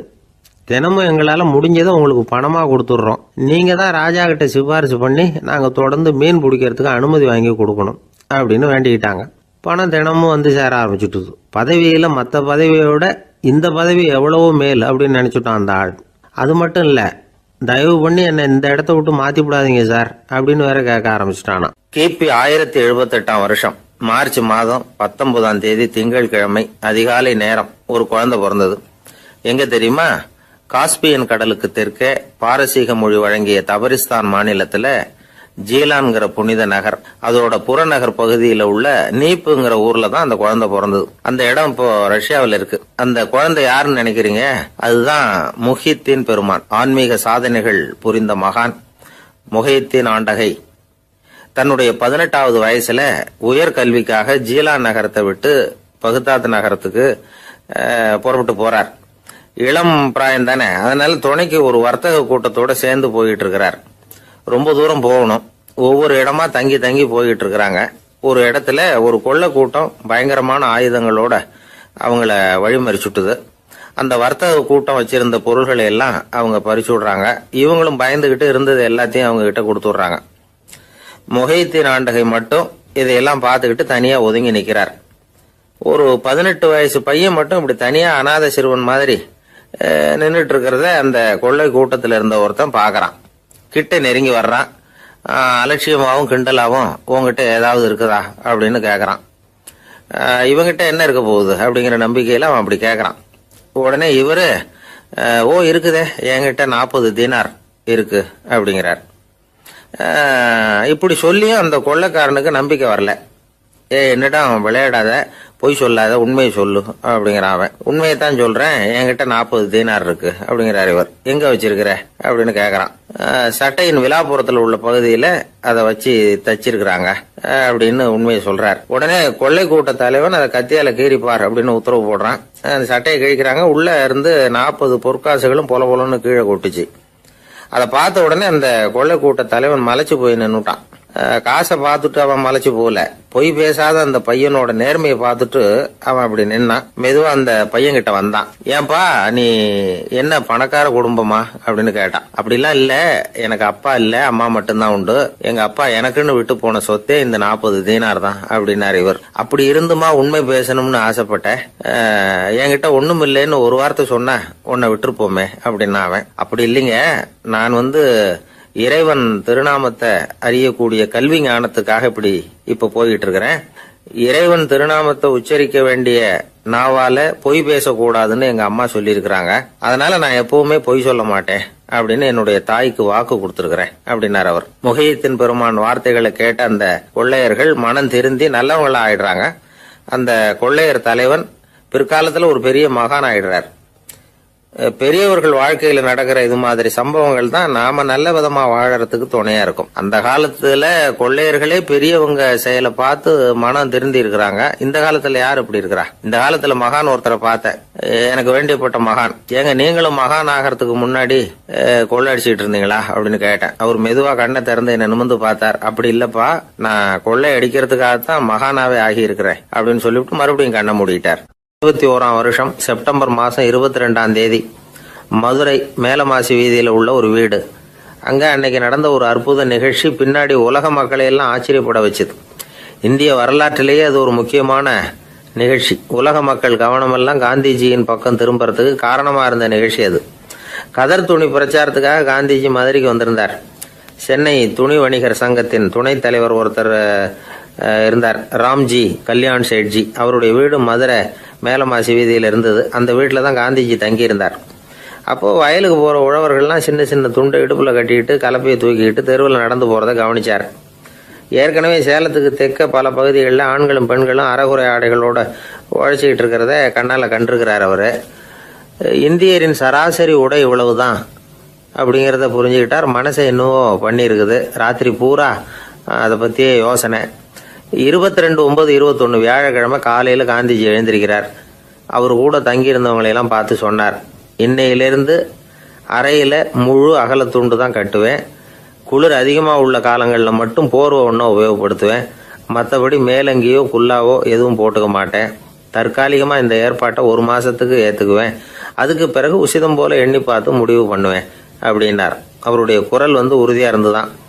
உடனே செயலில் இறங்கினார். தம்முடைய 10 முழ வேட்டி, மேலங்கி, உள் சட்டை, குல்லா எல்லாத்தையும் களைஞ்சார். வேட்டியிலிருந்து ஒரு 4 முழ துணியை எடுத்துக்கிட்டார். இதுக்கு உதவி செஞ்சவர் அன்னைக்கு விருதுநகரில் பிரபல தொண்டராக இருந்த பழனிக்குமார பிள்ளை.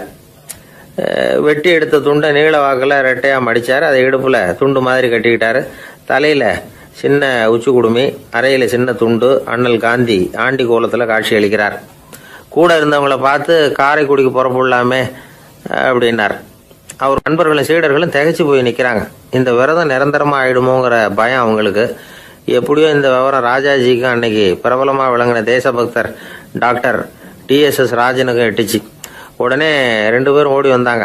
வேண்டாமே இந்த கோலம் அப்படின்னாங்க. காந்திஜி தன்னுடைய முடிவில் உறுதியாக இருந்தார். ராஜாஜி என்னென்னமோ வாதமெல்லாம் பண்ணி பார்த்தார்.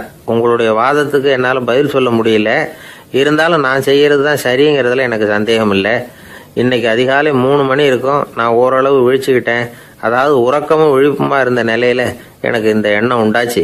இது என்னுடைய அந்தராத்மாவின் ஆணை, அதை என்னால் மீற முடியாது அப்படின்னு சொல்லிவிட்டாராம் காந்திஜி. கதர் பிரச்சாரத்துக்காக காரைக்குடிக்கு கிளம்பினார். வாசல்ல 4 மோட்டார் வண்டிகள் காத்துக்கிட்டு இருந்தது.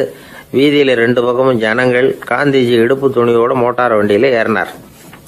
நண்பர்களும் சீடர்களும் மக்களும் உடல் சிலிர்க்க அந்த காட்சியை பார்க்குறாங்க. மோட்டார் வண்டி நகர ஆரம்பிக்குது. எப்பேற்பட்ட காட்சி அது! சுக்கநாத பெருமானியே கூலி ஆளாக்கிய மண், அப்படி ஆக்கி மண் சுமக்க வச்ச மதுரை இல்லையா, அந்த மதுரை தான் காந்திஜி துறவி கோலம் கொள்றதுக்கும் காரணமாக இருந்திருக்குது.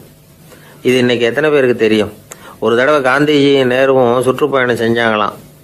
ஒரு இடத்துல நடந்து போயிட்டு இருக்கிறாங்க. குறுக்க ஒரு வாய்க்கால். நேரு என்ன பண்ணார் தெரியுமா? தன்னுடைய இளமை துடிப்பை காட்டுறதுக்காக கொஞ்சம் தூரம் பின்னாடி போய் அங்கேருந்து வேகமாக ஓடி வந்து அந்த வாய்க்காலை தாண்டினாராம். காந்திஜி அப்படி பண்ணல. பக்கத்தில் இருந்த பாலம் வழியா அந்த வாய்க்காலை கடந்து வந்தார்.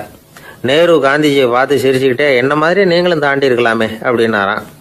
அதுக்கு காந்திஜி சிரிச்சுக்கிட்டே சொன்னாராம், 2 அடி முன்னேறதுக்காக 5 அடி பின்னாடி போறதா அப்படின்னாராம். ஒரு ஊர்ல ஒரு ராஜா இருந்தார். அந்த ராஜாவுக்கு ஒரு புள்ள. அந்த புள்ளைக்கு விவரமே தெரியாது. அவன் ஒரு முட்டாளுங்கிறது எல்லாருக்கும் தெரியும். ஆனாலும் அவன் தான் அடுத்தபடியாக ஆட்சிக்கு வர வேண்டியவன். ஆட்சி பொறுப்பை ஏற்க வேண்டிய ஒருத்தன் இப்படி இருந்தால் என்ன பண்ணுறது அப்படிங்கிறது எல்லாருக்கும் உள்ள கவலை. மன்னர் அமைச்சர்களை கூட்டினார். ஆலோசனை கேட்டார் என்ன பண்ணலாம்னு. இவனை இன்னொரு நாட்டு பல்கலைக்கழகத்துக்கு அனுப்பி பார்க்கலாம். அங்கே போய் படிச்சுட்டு வரட்டும். நிறைய படிச்சுட்டு நல்ல ஞானத்தோடு திரும்பி வரட்டும். அதுக்கப்புறம் பார்த்துக்கலாம் அப்படிங்கிறது அவங்க சொன்ன ஆலோசனை. மன்னருக்கும் அது சரின்னு தோணுச்சு. மகனை வெளி தேசத்துக்கு அனுப்பி வச்சார். இவனும் போனான். ஒரு பல்கலைக்கழகத்தில் சேர்ந்தான். நிறைய படித்தான். அதுக்கப்புறம் தந்தைக்கு ஒரு கடிதம் எழுதினான். தந்தையே, நான் நிறைய படிச்சுட்டேன், இனிமேல் நாடு திரும்பலாம்னு நினைக்கிறேன் அப்படின்னு எழுதினான். மன்னருக்கு ரொம்ப மகிழ்ச்சி. அதாவது புள்ள படிச்சுட்டான் அப்படிங்கிற ஆனந்தம். உடனே பையன் திரும்பி வர்றதுக்கு ஏற்பாடு பண்ணார். இளவரசன் நாடு திரும்பினான். அதை கொண்டாடுறதுக்காக அரண்மனையில் ஒரு பெரிய விருந்துக்கு ஏற்பாடு பண்ணியிருந்தாங்க. முக்கியமானவங்கள்லாம் அதில் கலந்துக்கிட்டாங்க. அந்த விருந்துக்கு முனிவர் ஒருத்தரும் வந்திருந்தார். அவர் இளவரசன் கிட்ட போய் உட்காந்து விசாரிக்கிறார். என்னப்பா, எப்படி படிச்சிருக்கிற அப்படின்னு கேட்டார். நிறைய படிச்சுட்டு வந்திருக்கிறேங்க அப்படின்னா. அவன் என்னெல்லாம் படித்த அப்படின்னாரான். எல்லாத்தையும் விவரமாக சொல்லியிருக்கிறான். அவன் அப்படி சொல்லிட்டு இருக்கும் பொழுதே முனிவர் என்ன பண்ணார், தன்னுடைய மோதிரத்தை கழட்டி உள்ளங்கையில் வச்சு அப்படியே மூடிக்கிட்டாரான். அப்படியே கையை நீட்டி அவன் முன்னாடி காட்டினார். இந்த பாருப்பா, என் கைக்குள்ள என்ன இருக்கு சொல்லு பார்க்கலாம் அப்படின்னாரான். இளவரசன் ஒரு கணம் யோசிச்சான். அதுக்கப்புறம் உங்கள் கைக்குள்ள இருக்கிறது வட்டமான ஒரு பொருள், நடுவில் ஒரு துளை இருக்கும் அப்படின்னு நானான். முனிவர் திகைச்சு போட்டார். பையன் பெரிய அறிவாளி ஆகிட்டான் போல இருக்க அப்படின்னு நினச்சிட்டார். அதுக்கப்புறம் கேட்டார், சரி, என் கையில் இருக்கிறது வட்டமான பொருள், நடுவில் துளை இருக்குங்கிறத சொல்லிவிட்டேன், அதோட பேர் என்ன அதை சொல்லு அப்படின்னாரான். இளவரசன் கொஞ்சம் யோசனை பண்ணியிருக்கான். அப்புறம் சொன்னானா, முனிவரே, நான் படித்த விஞ்ஞானம் உங்களுக்கு பதில் சொல்கிறதுக்கு உதவலை, இருந்தாலும் பதில் சொல்கிறேன், அது ஒரு வண்டி சக்கரம் அப்படின்னானா. இப்போதான் முனிவர் யோசிச்சாராம். அவருக்கு புரிஞ்சுதான், அதாவது முட்டாளை படிக்க வைக்கலாம், ஆனால் சிந்திக்க வைக்க முடியாது அப்படிங்கிறத அவர் புரிஞ்சுக்கிட்டாராம். தகவல் அறிவு ஞானமாகாது அப்படிங்கிறார் ஓஷோ. ஏன்னா தகவல்கள் மாறுதலை ஏற்படுத்துறதில்லை, ஆனால் ஞானம்ங்கிறது மாறுதலால் உண்டாகக்கூடிய ஒன்று. அதுதான் ரெண்டுக்கும் உள்ள வித்தியாசம். மனம் சரியான வழிக்கு வரணும், அதுக்கப்புறம் படிக்கிற கல்வி தான் உண்மையான கல்வி. சரி, மனம் சரியா வர்றதுக்கு என்ன வழி அப்படின்னு கேட்டால், மனிதன் முழு மாறுதலுக்கான வழிமுறை தியானம்தான். அப்படிங்கிறார் அவர். அதனால தான் நிறைய படிச்சிருக்கேன்னு சொல்கிறவன் எல்லாம் ஞானம் உள்ளவன் நினச்சிடக்கூடாது. ஒருத்தர் இன்னொரு பெரிய மனிதரை அழைச்சிட்டு வந்து அறிமுகப்படுத்தினாராம். சார் நிறைய படிச்சிருக்கார், 3 MA வாங்கியிருக்கார், ஆனால் ஒரு விஷயம், அப்பப்போ கொஞ்சம் திருடுவார், அவ்வளவுதான், மற்றபடி அவர் ஒரு பெரிய அறிவாளி தான் அப்படின்னாராம். ஒரு ஊரில் ஒரு மன்னர் இருந்தார். அந்த ஊரில் அடிக்கடி சேவல் சண்டை நடக்கிறது வழக்கம். அரண்மனையில் ஒரு ஆள் இருந்தான். மன்னருக்காக அவன் ஒரு சேவல் வாங்கிட்டு வந்தான். சண்டை போடுறதுக்காக அந்த சேவலை தயார் பண்ணிகிட்டு இருந்தான். கொஞ்ச நாள் ஆச்சு. மன்னர் அந்த ஆளை கூப்பிட்டார். என்னப்பா சேவல் தயாராகிட்டுதா அப்படின்னு கேட்டார். இன்னும் அது தயாராகல மன்னா, இன்னும் வளரல, அதுக்கான தகுதி இன்னும் அதுக்கு வரல அப்படின்னா. எதனால் அப்படி சொல்கிறேன்னாரு. கோபம் ரொம்ப கடுமையாக இருக்குது அப்படின்னா. சரி அப்படின்னு விட்டுட்டார். மறுபடியும் கொஞ்ச நாள் ஆச்சு. இப்போ எப்படி நிலைமை, சேவல் தயாரா அப்படின்னார். இன்னும் இல்லை அரசே, மற்ற சேவல் எங்கேயாவது கூவுற சத்தம் கேட்டால் உடனே இது பரபரப்பாயிடுது, பக்கத்தில் ஒரு சேவலின் நிழலை கண்டா கூட இது பரபரப்பாயிடுது அப்படின்னா. சரி இன்னும் கொஞ்ச நாள் ஆகட்டும்னு விட்டுட்டார். கொஞ்ச நாள் ஆச்சு. இப்போ மறுபடியும் விசாரித்தார். இன்னும் நம்ம சேவலுக்கு அந்த தகுதி வரலமன்னா, போராட்ட உணர்வு அதுக்கு இன்னும் இருந்துக்கிட்டு தான் இருக்குது, உள்ளே மெதுவாக தான் எரிய ஆரம்பிச்சிருக்குது போராட்ட உணர்வு, அப்படி இருக்கக்கூடாது, அது பற்றி எரிய வேண்டாமா அப்படின்னா. இன்னும் கொஞ்ச நாள் ஆச்சு. இப்போ எப்படின்னு கேட்டார். இப்போ அவன் சொன்னான், மன்னா கிட்டத்தட்ட அது போருக்கு தயாராகிட்டுது அப்படின்னு நினைக்கிறேன்னா. எதனால் அப்படி சொல்கிற அப்படின்னு கேட்டார். மற்ற சேவலின் குரலை கேட்டால் அது அசைகிறதே இல்லை, ஒரு பொம்மை மாதிரி ஆயிடுது, அதுக்கு உள்ள ஒரு நுட்பமான விழிப்புணர்வு வந்துட்டுது, அதனால் அது அமைதியாக இருக்குது, மௌனமாக இருக்குது. இனிமேல் அதுக்கு இணையான சேவலே கிடையாது. வெற்றி பெற அது போராட வேண்டிய அவசியமே இல்லை, அதை பார்த்த உடனே எதிரி சேவல்கள் பயந்துட்டு ஓடி போடும் அப்படின்னு சொன்னானான். அந்த சேவலை வளர்த்தவர் சி சிங் சு அப்படின்னு பேர். இந்த சுசுகி சொன்ன கதையும் அது. ஞானிகள் என்ன சொல்கிறாங்க தெரியுமா, அந்த சேவலின் ரகசியத்தை நீயும் கற்றுக்கொள், நீ அப்படி ஆயிடு, சண்டை போடாமலே வெற்றிகள் பெறுகிற நுட்பத்தை புரிந்துகொள். இதுதான் ஞானிகள் உபதேசம். ஒரு குருக்கிட்ட ஒருத்தன் போயிருக்கிறான். எனக்கு சண்டை போட கற்றுக் கொடுங்கண்ணா. அதுக்கு என்ன செய்யணும்னார். என்ன உங்கள் மாணவனாக சேர்த்துங்கண்ணா. சரி இப்போ உன்னுடைய பலம் என்னன்னு கேட்டிருக்கார். இப்போ நான் தனி ஆளாக இருந்து ஒரு 100 பேரை சமாளிப்பேன் நானா. சரி அப்படின்னா என்னுடைய மாணவனாக உன்னை சேர்த்துக்கிறேன்ருக்கார். சேர்த்துக்கிட்டார். 6 மாதம் பயிற்சி கொடுத்தார். அதுக்கப்புறம் இவனை கூப்பிட்டு கேட்டார், இப்போ உன்னுடைய திறமை எவ்வளவுன்னு. இப்போ நான் தனி ஆளாக இருந்து ஒரு 50 பேரை சமாளிப்பேன் நானா. இன்னும் உனக்கு பயிற்சி தேவைன்னாராம். தொடர்ந்து சில நுட்பங்களை எல்லாம் சொல்லி கொடுத்துருக்கிறார். 1 வருஷம் ஆச்சு. எல்லாத்தையும் கற்றுக் கொடுத்துட்டார். அப்புறம் கூப்பிட்டு கேட்டார், இப்போ உன்னுடைய திறமை எப்படிப்பா, எதிரிகள் எத்தனை பேரை உன்னால் சமாளிக்க முடியும்னாராம். அவன் சொன்னான், ஐயா எதிரிகளின் பலம் என்னங்கிறத புரிஞ்சிக்காம அதை நான் சொல்ல முடியாதுன்னு நானும். இனிமேல் உனக்கு பயிற்சி தேவையில்லை, போயிட்டு வான்னு அனுப்பி வச்சுட்டாரான். ஒரு உண்மையை நாம் புரிஞ்சுக்கணும்.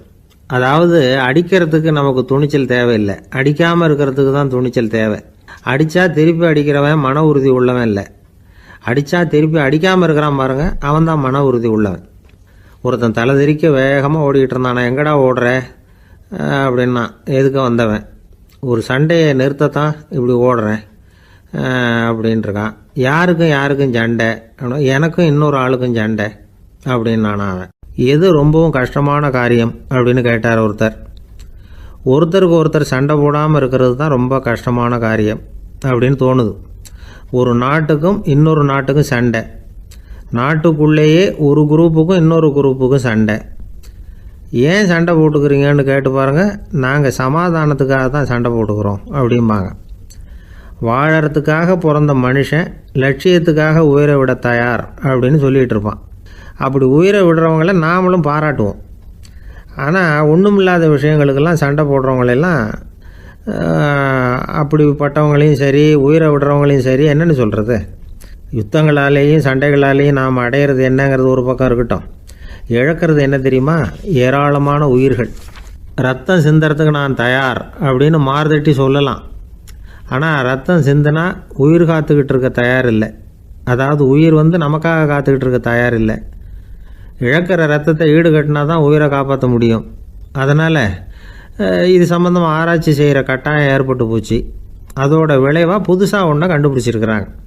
அதுதான் செயற்கை ரத்த பொடி. இப்போ இந்த திடீர் சாம்பார் பொடி, திடீர் ரசப்பொடி, திடீர் காப்பி பொடி இப்படிலாம் சொல்கிறோம்ல, அது மாதிரி இது திடீர் ரத்த பொடி. இஸ்ரேல் வந்து ஒரு சின்ன நாடு, மக்கள் தொகை குறைச்சல், அதோட போர்கள் வேறு. அதனால் காயம்பட்டவங்களை காப்பாற்றியே தீர வேண்டிய கட்டாயம். காப்பாற்றணும்னா ரத்த இழப்பை தடுக்கணும். அப்படின்னா உடனடியாக புது ரத்தம் செலுத்தி ஆகணும். திடீர்னு ரத்தம் வேணும்னா எங்கே போகிறது? அதுவும் கிடைக்கிற ரத்தம் சேர்கிற குரூப்பாக இருக்கணும். ஒரு வேடிக்கை பார்த்தீங்களா, நான் வேறு குரூப்பு நீ வேறு குரூப்புன்னு இவன் சண்டை போடுறான். இதில் அடிபட்டவனுக்கு ரத்தம் கொடுக்க போனால் அதுலேயும் அது வேறு குரூப்பாக இருக்குது. அது ரத்தமும் வேறு குரூப்புன்னு சொல்லிகிட்டு இருக்குது. எந்த குரூப்பு ரத்தம் வேணும்? அது உடனடியாக கிடைக்கலன்னா என்ன பண்ணுறது? இப்படிப்பட்ட கஷ்டம்லாம் நமக்கு வந்துடுது. இதுக்காக தான் விஞ்ஞானிகள் இந்த ரத்த பொடியை கண்டுபிடிச்சிருக்கிறாங்க. அதாவது ஒரு ஆள் அடிபட்டு போட்டான்னு வச்சுங்களேன், அவனுக்கு ரத்தம் கிடைக்கல. உடனே என்ன பண்ணலாம்? இந்த சுத்தப்படுத்தப்பட்ட தண்ணீரை கொஞ்சம் எடுத்துக்க வேண்டியது, அதில் இந்த ரத்த பொடியை கரைக்க வேண்டியது. இப்போ இந்த செயற்கை ரத்தம் வந்து தயாராகிட்டுது. இதை அந்த ஆள் உடம்புல ஏற்றி விட்டுற வேண்டியது. இயற்கையாக நம்ம உடம்புல இருக்கிற ரத்தம் என்னென்ன வேலை செய்யுதோ அதே வேலையை இதுவும் செய்யும். அதாவது ஆக்சிஜனை உடம்புல எல்லா இடத்துக்கும் எடுத்துகிட்டு போகுது. அந்த வேலையை இந்த செயற்கை ரத்தமும் செஞ்சுடுது. ஆனால் ஒரு விஷயம், இந்த செயற்கை ரத்தம் ஒரு அவசரத்துக்கு தான் உபயோகப்படுத்தலாம், ஒரு முதல் உதவி மாதிரி. அதை அப்படியே நிரந்தரமாக விட்டுற முடியாது. பின்னாடி வந்து தேவையான குரூப்பு உண்மையான ரத்தம் கிடைச்ச உடனே அதை செலுத்திக்கணும். உண்மையான ரத்தத்தை 20லேருந்து 40 நாள் வரைக்கும் தான் பாதுகாக்க முடியும். அதுவும் குளிர்பதன பெட்டியில். அதுக்குள்ளே உபயோகப்படுத்தலைன்னா அது வீணாக போயிடும். இந்த ரத்த பொடி அப்படி இல்லை, எவ்வளோ நாள் வேணும்னாலும் அப்படியே வச்சுருக்கலாம். குளிர்பதன பெட்டியும் தேவையில்லை. ஆனால் ஒன்று, இது தண்ணியில் கலந்து செயற்கை ரத்தமாக ஆக்கிவிட்டா அதோட வலு 72 மணி நேரம் தான். அதாவது 3 நாள். அதுக்குள்ளே அந்த ஆசாமியை எங்கேயாவது ஆஸ்பத்திரிக்கு தூக்கிட்டு போய் உண்மையான ரத்தத்தை கொடுத்துடணும். சண்டையில் அடிபடுறவங்க, சாலை விபத்தில் அடிபடுறவங்க, இவங்களுக்கெல்லாம் அவசரத்துக்கு கை கொடுத்து உதவுறது இந்த செயற்கை ரத்த பொடி. அதுக்கப்புறம் நாம் கொடுக்குற ரத்தம் தான் அவங்கள காப்பாற்றணும். இன்றைக்கி வந்து ரத்தத்தை தானமாக கொடுக்க தயாராக இருக்கிற நல்ல உள்ளங்கள் ஏராளம். எவ்வளவு ஆக்சிடெண்ட்டு, ஆப்ரேஷன், இதில் சம்மந்தப்பட்டவங்களை வந்து காப்பாற்றுறது நாம் தானமாக கொடுக்குற ரத்தம் தானே. ஒரு ஆக்சிடெண்ட்டு, ஒரு ஸ்கூட்டர் ஒரு ஆள் மேலே மோதி விட்டுது, பார்த்து வரக்கூடாதா அப்படின்னா அந்த ஆள், நீ தான் பார்த்து நடக்கணும், ஏன்னா 20 வருஷமாக நான் அந்த ஸ்கூட்டரை ஓட்டிகிட்டு இருக்கிறேன் அப்படின்னு நானா இவன். இதுக்கு அவன் சொன்னானா, நீ தான் பார்த்து ஓட்டணும், ஏன்னா 40 வருஷமாக நான் இப்படி நடந்துக்கிட்டு இருக்கிறேன் அப்படின்னு நானா. ஒருத்தர் அவசரமாக போய்கிட்டு இருந்தார். எங்கே போய்கிட்டு இருக்கீங்க அப்படின்னு கேட்டார் ஒரு பெரியவர். கடைக்கு போகிறேன் சார், சாமான் வாங்கிறதுக்கு அப்படின்னார். அங்கே போகிறதுக்கு முன்னாடி தெரிஞ்சிக்க வேண்டியதெல்லாம் தெரிஞ்சுக்கிட்டீங்களா அப்படின்னு கேட்டார் பெரியவர். கடைக்கு போய் காசை கொடுத்து ஒரு பொருளை வாங்கிட்டு வரப்போகிறோம், இதில் தெரிஞ்சிக்க வேண்டியது என்ன இருக்குது அப்படின்னார் அலட்சியமாக. இப்போ அந்த பெரியவர் பேச ஆரம்பித்தார். இந்த உலகத்தில் எந்த ஒரு செயலில் இறங்குறப்போவும் நாம் நல்லா ஆலோசனை பண்ண வேண்டிய விஷயம் 5 அப்படின்னார். உதாரணமாக, ஒருத்தன் கடைக்கு போய் ஏதோ ஒரு பொருளை வாங்கிட்டு வர போகிறான்னு வச்சுக்கோங்களேன். அப்போ கூட அவன் வந்து 5 விஷயங்களை பற்றி தெரிஞ்சுக்க வேண்டியிருக்குது அப்படிங்கிறார் அவர். முதல்ல அந்த பொருள் எப்படிப்பட்டது அப்படிங்கிறத தெரிஞ்சுக்கணும். ரெண்டாவதாக தன்னை பற்றியும் தெரிஞ்சுக்கணும். அப்போ தான் அந்த பொருள் தனக்கு தேவையா இல்லையா அப்படிங்கிறத புரிஞ்சுக்க முடியும். மூணாவதாக தெரிஞ்சுக்க வேண்டியது ஒன்று இருக்குது. அது என்னென்னா, அந்த பொருளை அடையறதுக்கு வழி என்ன அப்படிங்கிறத தெரிஞ்சுக்கணும். அதாவது எவ்வளவு பணம் கொடுத்தா அது கிடைக்கும், இது மாதிரியான விஷயங்கள். நாலாவதாக அந்த பொருளை அடையிறது மூலமாக நாம் அடையக்கூடிய பயன் என்ன அப்படிங்கிறதையும் உணரணும். அஞ்சாவது, அந்த பொருளை அடையிறதுல இருக்கக்கூடிய தடை எது அப்படிங்கிறதையும் நாம் தெரிஞ்சுக்கணும். பெரியவர் பேசுறது ஏதோ தத்துவம் மாதிரி தெரியுது இல்லையா? தத்துவம் தான். அதாவது இப்படி உலகியல் வாழ்க்கையில் சின்ன சின்ன விஷயங்கள்லேயே நாம் 5 விஷயங்களை தெரிஞ்சுக்க வேண்டி இருக்குது. அது ரொம்ப அவசியமாக இருக்குது. பேரின்ப நிலைன்னு சொல்கிறாங்கல்ல, அது மாதிரி பெரிய சமாச்சாரங்கள்லேயும் இந்த 5 விஷயங்களை நாம் தெரிஞ்சுக்க வேண்டியிருக்குது. அதுக்கு பேர் என்னன்னா அர்த்த பஞ்சகம். வைணவ சமயத்தில் அர்த்த பஞ்சகம்ங்கிறது ரொம்ப பெரிய விஷயம். கடைக்கு போகிறது மாதிரி கடவுளை பார்க்க போகிறப்போ நாம் 5 விஷயங்களை தெரிஞ்சுக்கணுமா. முதல்ல பரம்பொருள் அப்படிங்கிறது என்ன, அதோட தன்மைகள் என்ன, இதை தெரிஞ்சுக்கணும். இதுக்கு பேர் என்னன்னா பரமாத்ம ஸ்வரூபம் அப்படின்னு பேர். ரெண்டாவது, நாம் யார், நம்மோட தன்மை என்ன அப்படிங்கிறத தெரிஞ்சுக்கணும். நான் யாருன்னு எனக்கே தெரியலங்கிறப்போ இதை நான் சொல்கிறேன்னு இது என்னுடையதுன்னு சொல்கிறது தப்பு தானே. அப்புறம் மூணாவது விஷயம், பரம்பொருளை நாம் அடையிறதுக்கு வழி எது, இதை தெரிஞ்சுக்கணும். இது உபாய ஸ்வரூபம் அப்படின்னு பேர். 4வது விஷயம், நாம் அடைய வேண்டிய பயன்கள் என்ன அப்படிங்கிறத தெரிஞ்சுக்கிறது. இதுக்கு புருஷார்த்தம் அப்படின்னு பேர். 5வது, அந்த பயனை அடைய விடாமல் தடுக்கிற தடைகள் யாவை அப்படிங்கிறத தெரிஞ்சுக்கிறது. இது விரோதி ஸ்வரூபம். இதைத்தான் தடையியல் அப்படின்னு சொல்றாங்க. அதாவது பரமாத்மாவை பற்றிய அறிவு, ஜீவாத்மாவை பற்றிய அறிவு, உபாயம் பற்றிய அறிவு, புருஷார்த்தம் பற்றிய அறிவு, இந்த 4 அறிவுக்கும் எதிரடையா, அதாவது அதையெல்லாம் தப்பா புரிஞ்சுக்கிறதால உண்டாகக்கூடிய அறிவு விரோதி ஸ்வரூபம். என்ன இது தகவல்ல ஏதாவது கதை சொல்லுவீங்கன்னு பார்த்தா ஏதோ தத்துவம் பேசிக்கிட்டு இருக்கிறீங்களே அப்படின்னு நினைக்கலாம். இதுவும் தெரிஞ்சுக்க வேண்டிய ஒரு பெரிய விஷயம்தான். காதில் போட்டு வச்சா எப்போவாவது உபயோகப்படும். என்னுடைய நண்பர் ஒருத்தர் ஒரு நாள் என்கிட்ட சொன்னார், சார், அடுத்த மாதம் தஞ்சாவூரில் ஒரு கல்யாணம், போகிறதா வேண்டாமா அப்படின்னு ஒரே குழப்பமா இருக்கு அப்படின்னார். நான் உடனே இந்த அர்த்த பஞ்சக உபதேசம் பண்ண ஆரம்பித்தேன். அவர் எல்லாத்தையும் பொறுமையாக கேட்டுவிட்டு, சரி சார், நான் போகிறதுன்னு முடிவு பண்ணிவிட்டேன்னார். எப்படி இந்த முடிவுக்கு வந்தீங்க அப்படின்னு கேட்டேன். அவர் சொன்னார், சார், அந்த 2வது பாயிண்ட் ஒன்று சொன்னீங்களே, அதை புரிஞ்சுக்கிட்டதுக்கு அப்புறம்தான் இந்த முடிவுக்கு வந்தேன் அப்படின்னார். என்ன 2வது பாயிண்ட்டுன்னு? அதாவது